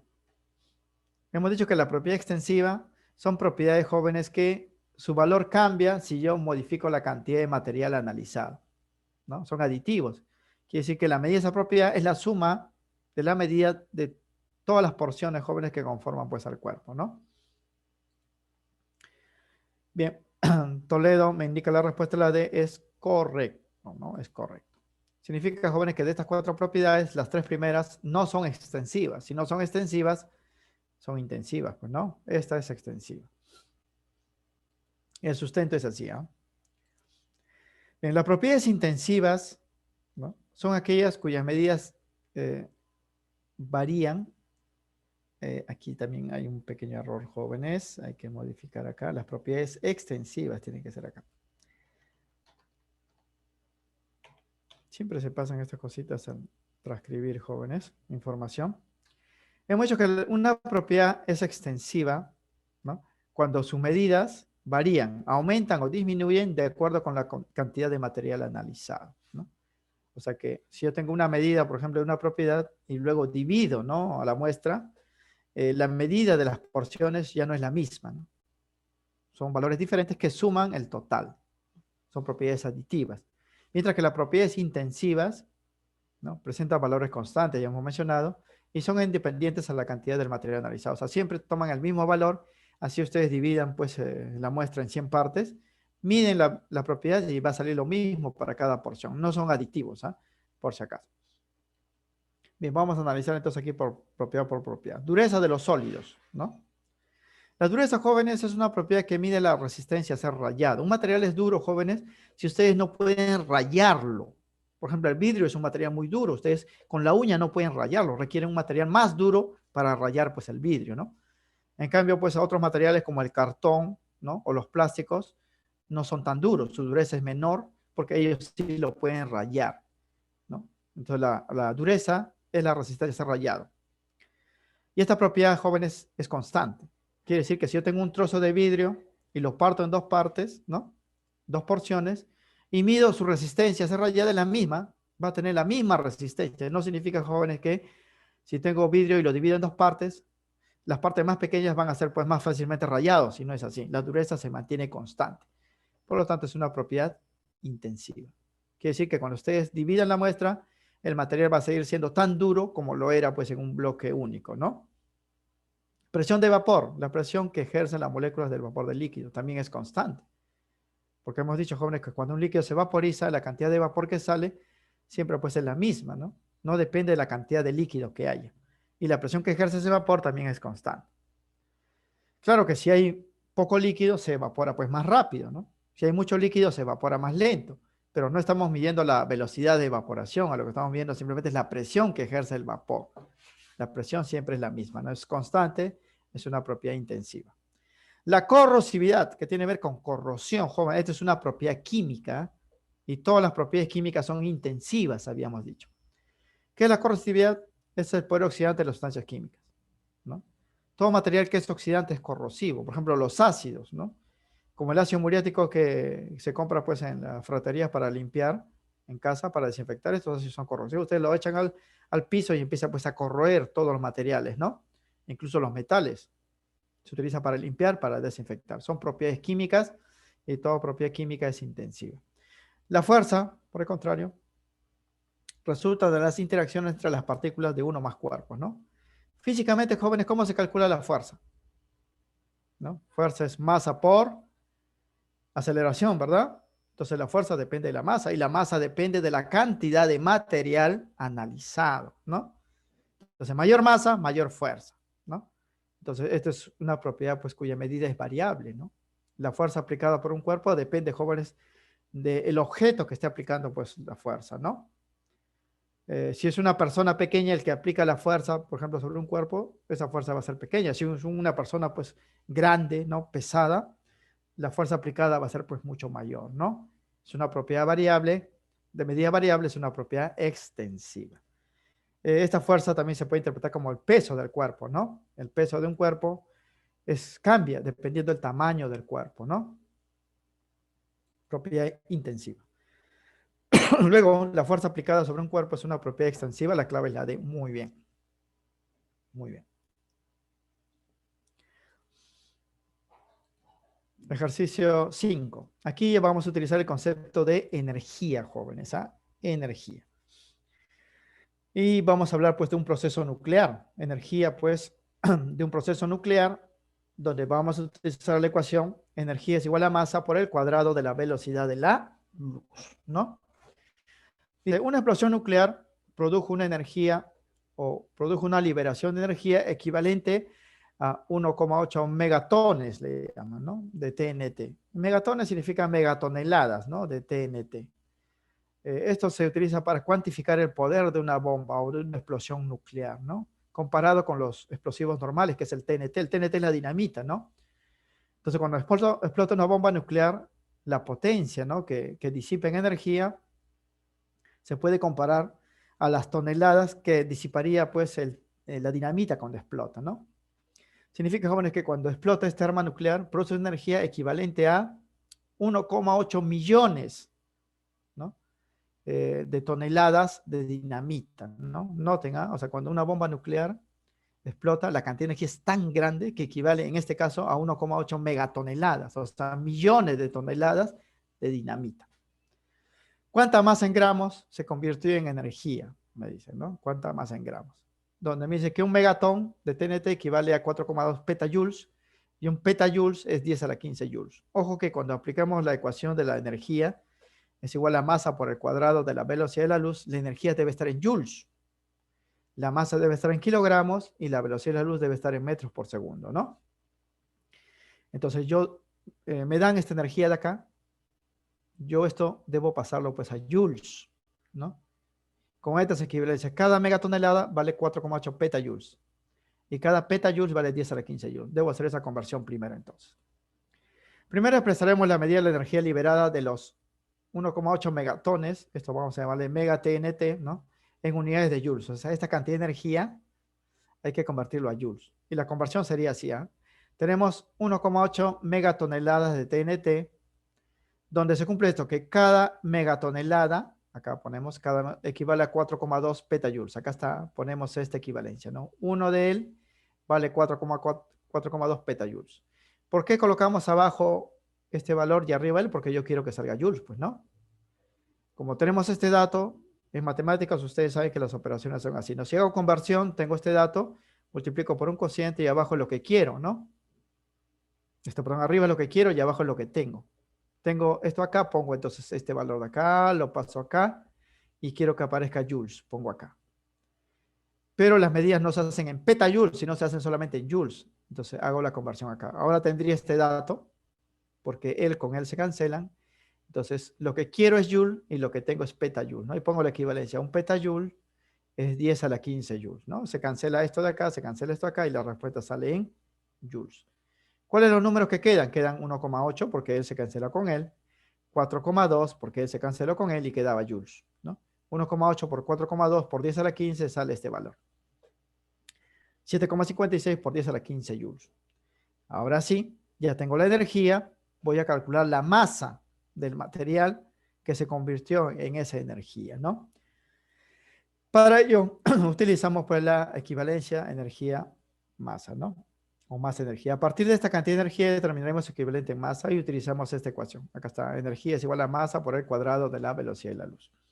Esto acá es lo que tengo acá.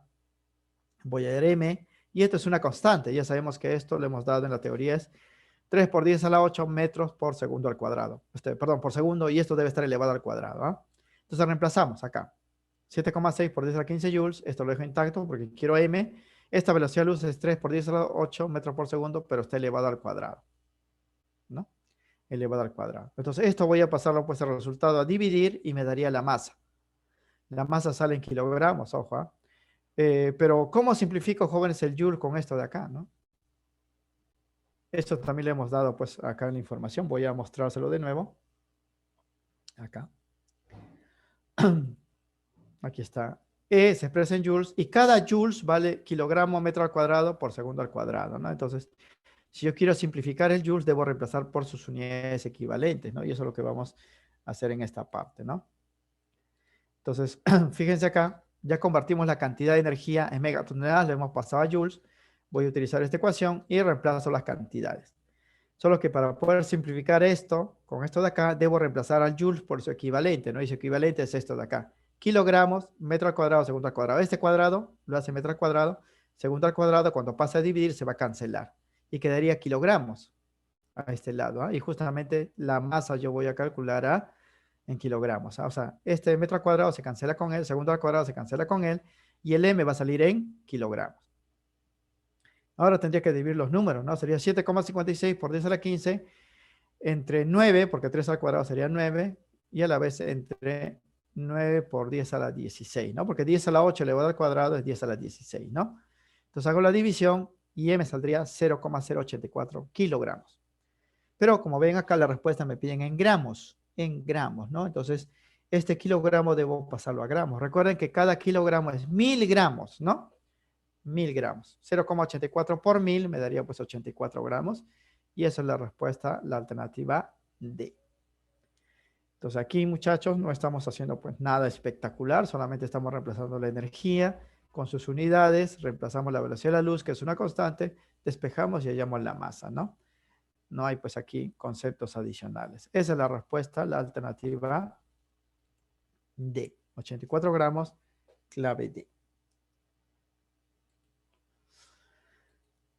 Bien, en el problema 6 vamos a calcular calor, jóvenes, ¿ah? Calor absorbido por un material, pues en este caso de cobre, ¿no? Dice, tenemos un bloque de cobre cuya masa es 200 gramos, es calentado de 30 a 80 grados, ¿no? Se ha aumentado su temperatura, ha variado en 50 grados.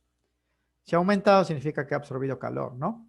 Si su calor específico para este bloque de cobre es 0,093 calorías gramos por grado centígrados, ¿qué cantidad de calor en calorías se ha absorbido? ¿No? Entonces vamos a utilizar pues la cantidad de calor absorbido o emitido, ¿no? En este caso es absorbido.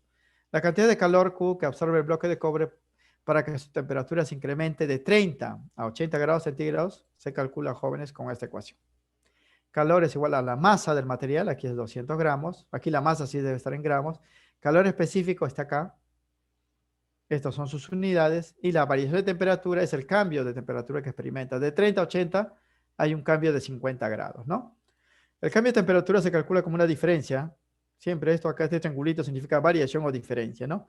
80 menos 30 me da 50 grados. Esto es lo que va a ir acá, jóvenes, ¿ah?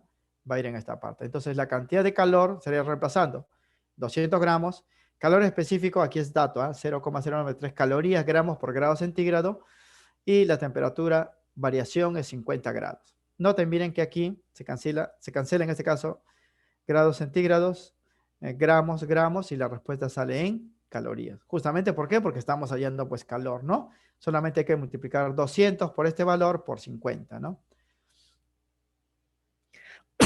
Y la respuesta, en efecto, tal como indica su compañero García, sale 930 calorías.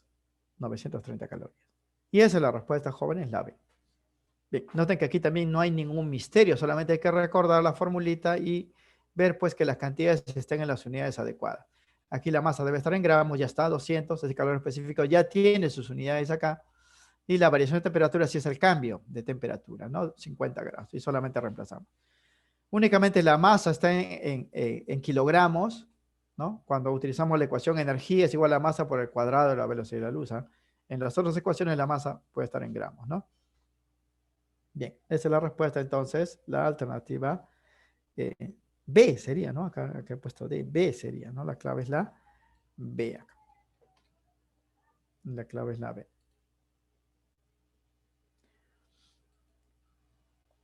Bien, este para el problema número 6.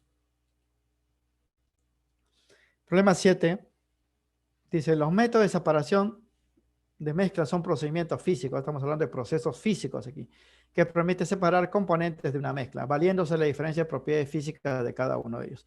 Al respecto, selecciona el valor de verdad o falsedad de cada proposición. Aquí tenemos 3 mezclas jóvenes de diferentes materiales y nos piden averiguar qué procedimiento físico se emplea para separarlos, ¿no? Recuerden que las mezclas son reuniones físicas de 2 o más sustancias, cada sustancia se conserva su identidad, por lo que, así como fácilmente se han reunido, fácilmente se pueden separar por medios físicos, ¿no? Aquí vamos a indicar pues esos medios, ¿no? El proceso de separación de mezcla. La primera es verdadero. La mezcla de arroz y harina. Si ustedes mezclan arroz y harina, dice se puede separar usando un tamiz. ¿Qué cosa es un tamiz, jóvenes? ¿Ah? Un tamiz simplemente es un colador, ¿no? Ese colador que utilizan para separar partículas de diferente tamaño para cuerpos pequeños, ¿no? Para cuerpos grandes se utiliza mallas, jóvenes, ¿ah? Mallas, por ejemplo, se quieren separar arena de las piedras, ¿no? Y en minería también se utiliza pues eso, ¿no? Tamices, ¿no? El proceso se llama tamizado. Tamizado, colado, cernido, o también lo llaman cribado, ¿no? Cribado. Tiene varios nombres, ¿no? Pero el más común es tamiz. Aunque nosotros en casa llamamos pues colar, hay que colar, ¿no? Dice, para separar materiales de diferentes tamaños. Y aquí se puede hacer eso, ¿por qué? Porque el arroz y la harina, los granos de arroz son más grandes que los granos pues, de harina, ¿no? Se pueden separar con un colador. El arroz y la harina poseen partículas diferentes que difieren grandemente en tamaño, ¿no? La harina pues es un polvo muy pequeño sus partículas, ¿no? Y el arroz pues sus granos son grandes, ¿no? Por lo que si forman parte de una mezcla, estos se pueden separar por tamizado, ¿no? Tamizado, que es también colado o cernido, ¿no? Su compañero Ramos indica que la respuesta es correcta, la respuesta. Cernido. Esto se realiza así, por ejemplo, miren esta imagen, ¿no? Este es tamizado, ¿no? Solo que aquí utilizan el término técnico, pues tamizado, ¿no? Pero para nosotros, pues es algo corriente, ¿no? Colado, ¿no? Si por error, jóvenes, mezclamos arroz con harina, se puede separar así, ¿no? Por cernido, colado o tamizado, ¿no? Tamizado. Claro que no solamente el arroz y la harina se puede separar, por ejemplo, la arena fina, ¿no? De la arena gruesa, como hacen los albañiles, ¿no? También utilizan una malla, esa malla también es un colador, es un tamiz, ¿no? Recuerden eso. Segundo, dice, las virutas de hierro se pueden separar de la arena por imantación, ¿no? Aquí, jóvenes, tenemos un material metálico y un material, pues, no metálico, que es la arena, ¿no? Como el material metálico, como el hierro está atraído por imanes, se puede separar por imantación o magnetización, ¿no? Eso también es correcto. La grasa y el agua no son miscibles. Todos sabemos, jóvenes, que la grasa, como el aceite, y el agua no se disuelven, ¿no? Y siempre que se mezclan, están separados uno encima del otro. Se pueden separar ya en dos recipientes distintos por un proceso llamado decantación. Decantar significa, jóvenes, que si tengo dos líquidos que no se han disuelto, cuidadosamente, pues como uno va a estar encima de otro, lo puedo trasladar a un recipiente, ¿no? O si están pues en un tubo de vidrio, puedo colocar pues un hueco en la parte inferior para separar el que esté abajo, ¿no? Y dejar pues el que esté arriba, ¿no? Eso se llama decantación. Estos dos procesos también son verdaderos, ¿ah? Segundo, dice, el hierro es un material magnético, por lo que si se encuentra mezclado con la arena, que es un material no magnético formado por sílice, la arena pues es sílice, el hierro se separa por imantación. Y esto todo lo han hecho jóvenes alguna vez pues en sus casas como jugando, ¿no? Han hecho esto. Tienen pues una mezcla de tierra, ¿no? Han agregado un imán y todo el material magnético se separa, ¿no? Se separa porque el imán atrae pues a los materiales magnéticos, en este caso el hierro. No se puede separar así. Esto se llama imantación. Imantación. Esto es correcto entonces. Tercero, también es verdadero, el agua y el aceite son dos líquidos inmiscibles, son insolubles, no se disuelven, por lo que si forman una mezcla se pueden separar por decantación. Para separar esto es muy sencillo, jóvenes, en laboratorio se utiliza la llamada pera de decantación. Es un recipiente en forma de vidrio en forma de pera que tiene una llave en la parte inferior, se mezclan el agua pues, y el aceite y se dejan reposar. Van a ver que el agua va a ir abajo porque tiene mayor densidad y el aceite va a flotar, se pueden separar. Esto en imagen sería así, ¿no? Ustedes cuando mezclan agua y aceite, al principio están todos dispersos, ¿no? Pero cuando lo dejan reposar, siempre el agua va a ir al fondo y el aceite va a estar encima. Aquí fíjense, hay una llavecita. Entonces abren la llave y va a caer el agua, el agua, el agua, el agua, el agua, el agua. Luego lo cierra cuando llegaron al aceite. Y ya separaron. Obviamente, debajo de este sistema hay un recipiente para recoger el agua, ¿no? El agua tampoco lo van a perder, o sea, lo pueden separar. Esto se llama decantación, decantar. Normalmente ocurre, jóvenes, cuando tienen dos líquidos inmiscibles, ¿no? O un sólido en un líquido y ese sólido es inmiscible. Quiere decir, por ejemplo, si ustedes tienen agua con arena, la arena no se disuelve en el agua, lo dejan reposar como hacen Sedapal, por ejemplo, en los reservorios, la arena se va al fondo y el agua queda encima y ese agua, jóvenes, se puede separar por arrastre, ¿no? La arena junto con el lodo queda en el fondo, eso se llama decantación también. Se puede hacer para líquidos inmiscibles o para líquidos y sólidos que no son solubles, ¿no? Entonces aquí la respuesta es verdadero, verdadero, verdadero. La clave es pues la D. Voy a verificar las claves, jóvenes, porque a veces se me pasa, ¿no? Al marcar. No, es la A, ¿verdad? ¿Ves? Aquí también se ha pasado, ¿no? La clave es la A. Todos son verdaderos, ¿no? Verdaderos. Bien, es importante eso, jóvenes, porque aquí, porque en el PDF que ustedes van a tener ya va a estar pues corregido, ¿no? Bien, eso entonces para el ejercicio número 7, ¿no? Hemos visto el tamizado, que utiliza un colador, el magnetizado o imantación, que utiliza imanes para separar materiales metálicos, y decantación, utilizando pues estas peras de decantación, ¿no? Problema 8. Nos hablan aquí del etanol. Este es un alcohol, jóvenes. O sea, es un líquido que hierve a 78 grados, se funde, o sea, se derrite a menos 114 grados, es soluble en agua, es inflamable.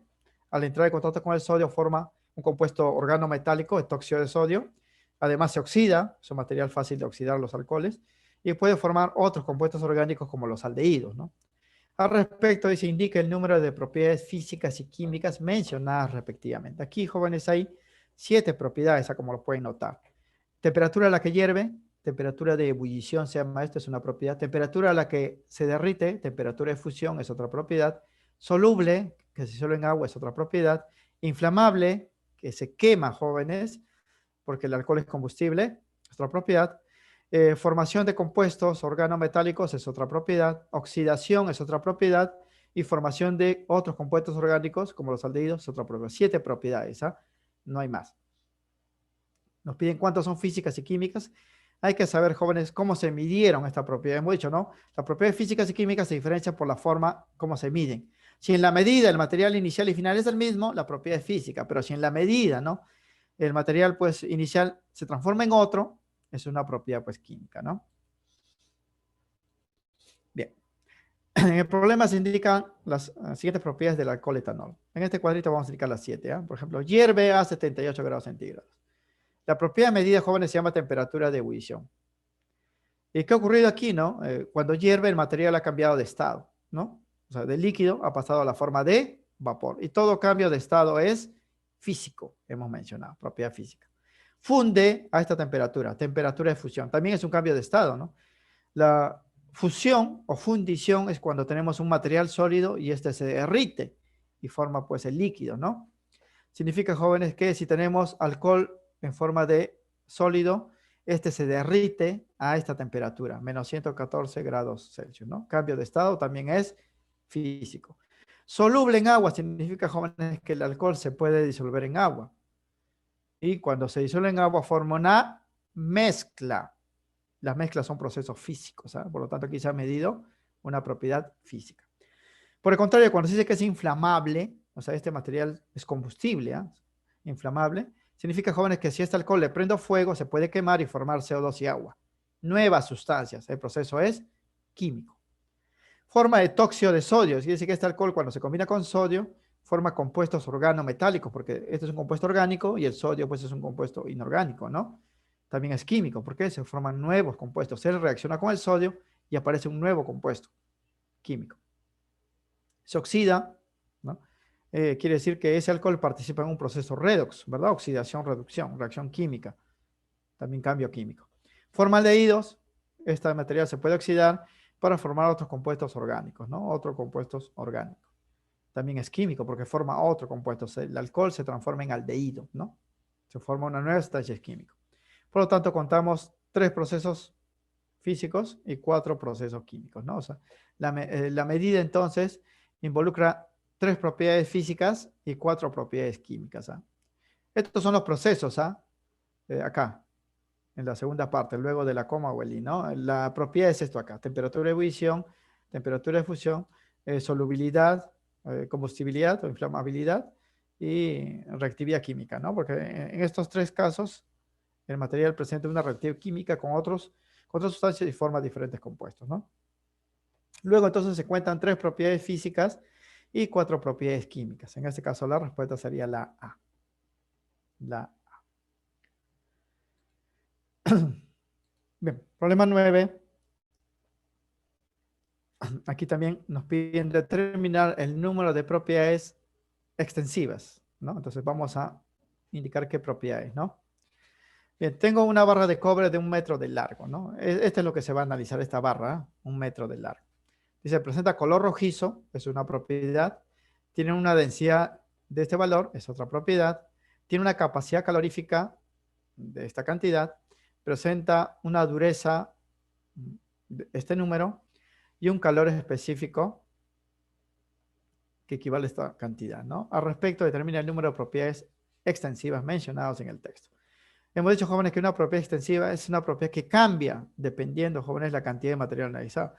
Por ejemplo, si tenemos una barra de cobre de 1 metro de largo y lo dividimos en 2 partes, 50-50, y medimos nuevamente las propiedades, el color va a ser el mismo, no va a cambiar, ¿no? La densidad va a ser la misma. En cambio, la capacidad calorífica, que tiene que ver pues con energía, ¿no? Esto sí cambia, ¿no? Porque son trozos distintos, tienen diferentes pues cantidades de energía distintas, ¿no? La dureza es la misma, el cobre sigue siendo pues duro, así tengamos 1 metro de cobre o 50 centímetros. Y el calor específico también es constante. Esto es constante. Siempre que sea específico, jóvenes, es que el valor no varía, es constante. Al respecto, entonces, va a haber una sola propiedad extensiva, esto de acá, ¿no? Si dividimos la muestra, el único que va a cambiar en cantidad es de energía, calor, ¿no? Capacidad calorífica. La capacidad calorífica depende, jóvenes, de la cantidad de materia que tenga el cuerpo, ¿no? Bien, el sustento entonces sería así. Color rojo. El color, jóvenes, de un cuerpo se debe a la reflexión de la luz, ¿no? Cómo refleja la luz este cuerpo, ¿no? La luz del sol llega pues a este cobre. El cobre absorbe todos los colores menos el rojo. El rojo lo refleja y nosotros vemos pues a ese cuerpo de color rojo, ¿no? Este color no varía, ¿no? Con la cantidad de material analizado, ¿no? O sea, si tengamos 1 metro de cobre o 1 centímetro de cobre, sigue siendo pues rojo, ¿no? Es una propiedad intensiva. La densidad es también llamado masa específica, ¿no? Y todo lo que es específico no varía con la cantidad de material analizado, intensivo. La capacidad calorífica o calórica es energía, es calor. Y toda energía, hemos dicho, toda medida de energía depende pues de la masa, ¿no? Por ejemplo, el calor que hemos dado las dos fórmulas es masa, calor específico por variación de temperatura, ¿no?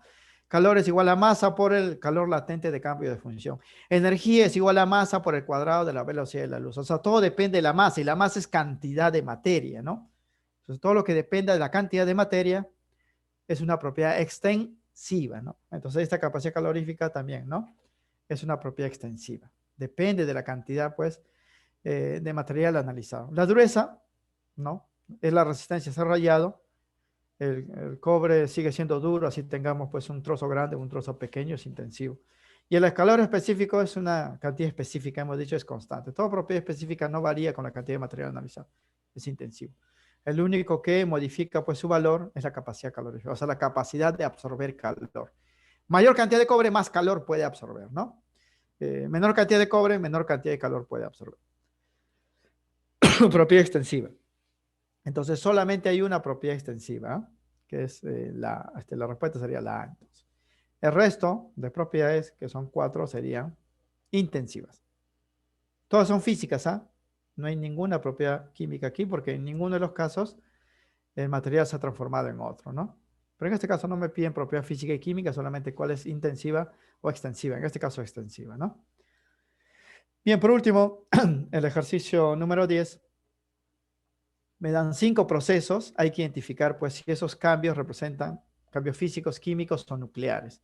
Hemos dicho que físico solamente modifica la apariencia, el material original y final es el mismo. Químico sí se modifica, pues, la identidad, aparece una nueva sustancia. Y nuclear, el material original se transforma, pues, en otro elemento distinto, ¿no? Es así. Bien. ¿Cómo sería esto? A ver.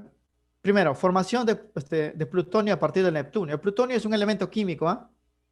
Que se ha generado a partir de otro elemento químico. O sea, este elemento neptunio ha transmutado, se ha transformado en plutonio. Este es un cambio nuclear. Combustión de la gasolina. La gasolina, pues, orgánico se transforma en CO2 y agua. Eso es químico, ¿ah? Desintegración del carbono 14. Esto es desintegración radiactiva. Eso es nuclear. Dilatación de una bola de acero. El acero, pues, aumenta sus dimensiones. Eso es físico, ¿ah? Solamente, pues, sigue siendo acero, ¿no? Putrefacción de los alimentos, ¿no? Las proteínas de muchos de los alimentos se transforman en otra cosa. Eso es químico, ¿no? Y la respuesta es la D. Muy bien. Su compañero Ramos, ¿no? La 10 es la D. Aquí vamos a indicar el sustento, ¿eh?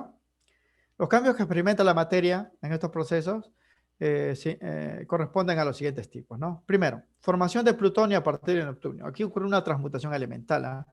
El núcleo de un átomo, que en este caso es plutonio, se transforma en otro. Y normalmente esto ocurre por bombardeo de partículas subatómicas. Es una transmutación nuclear, transformación o cambio nuclear, ¿no? Combustión de la gasolina. Los hidrocarburos de la gasolina se queman y forman CO2 y agua. Eso es químico, ¿no? Es químico. Entonces ya tenemos NQ. NQ, ¿no? Como está acá, NQ. Aunque también podría ser esto, ¿no? Bien, los otros cambios. Desintegración del carbono 14. El carbono transmuta a otro elemento por emisión de sus partículas, de partículas de su núcleo, ¿no? Hemos dicho que desintegración radiactiva es química nuclear, ¿no? Transmutación nuclear, transformación nuclear. Dilatación de una bola de acero. El acero solo modifica sus dimensiones por calentamiento, ¿no? Sus unidades estructurales, hierro y carbono, no se alteran. Eso es un cambio físico. El acero sigue siendo acero, solo que ahora ocupa más espacio por calentamiento, ¿no? Putrefacción de los alimentos. Ya hemos dicho pues que las proteínas y los alimentos se transforman en aminas gaseosas del orden de segundo. Eso es químico. Luego los cambios de problemas se notan como NQ, NFQ, ¿no? La clave sería pues la alternativa D, ¿no? Como podemos ver acá. NQ, NFQ, ¿no? La clave la D. Bien, con eso concluimos entonces, muchachos, la resolución de los 10 ejercicios correspondientes pues a la práctica dirigida. Como ven, en esta práctica se ha incluido pues, problemas ya de propiedades físicas y químicas de la materia, propiedades extensivas e intensivas, cambios físicos y químicos, cambios nucleares y medidas de la energía, ¿no? En los procesos físicos, químicos y nucleares. Medida de calor, medida de la energía, utilizando la ecuación, energía es igual a masa por el cuadrado de la velocidad de la luz. Y con esto se concluye, jóvenes, la parte del estudio de la materia, ¿no? En las siguientes clases ya vamos a ver los capítulos de las unidades pues, químicas, de la materia. Vamos a empezar con los átomos, ¿no? Luego vamos a ver, pues, las propiedades generales, pues, de los elementos químicos formados por átomos. Luego vamos a ver los enlaces químicos y así, ¿no? Esta es la parte básica que ustedes deben conocer para entender, jóvenes, el lenguaje que vamos a manejar. Hemos utilizado muchas palabritas, muchachos, que se supone ya deben quedar pues claros en su mente, ¿no? ¿Qué cosa es la masa? ¿Qué cosa es el peso? ¿Qué cosa es materia? ¿Qué cosa es energía? ¿Qué es una propiedad? ¿Qué es una sustancia? ¿Qué es una mezcla? ¿No? Eh, hemos también hablado pues de procesos de cambio de estado, fusión, evaporación, sublimación, condensación, ebullición. Deben saber ustedes qué significa, ¿no? Proceso físico de separación. Hemos hablado de tamizado, ya saben lo que es tamizar, ¿no? Decantado, decantar, separación por imantación. Hay otros procesos pues más, ¿no? Aquí se utiliza una serie de términos que ustedes deben dominar, jóvenes, para entender lo que vamos a ver pues más adelante. Bien, con eso concluimos entonces esta clase.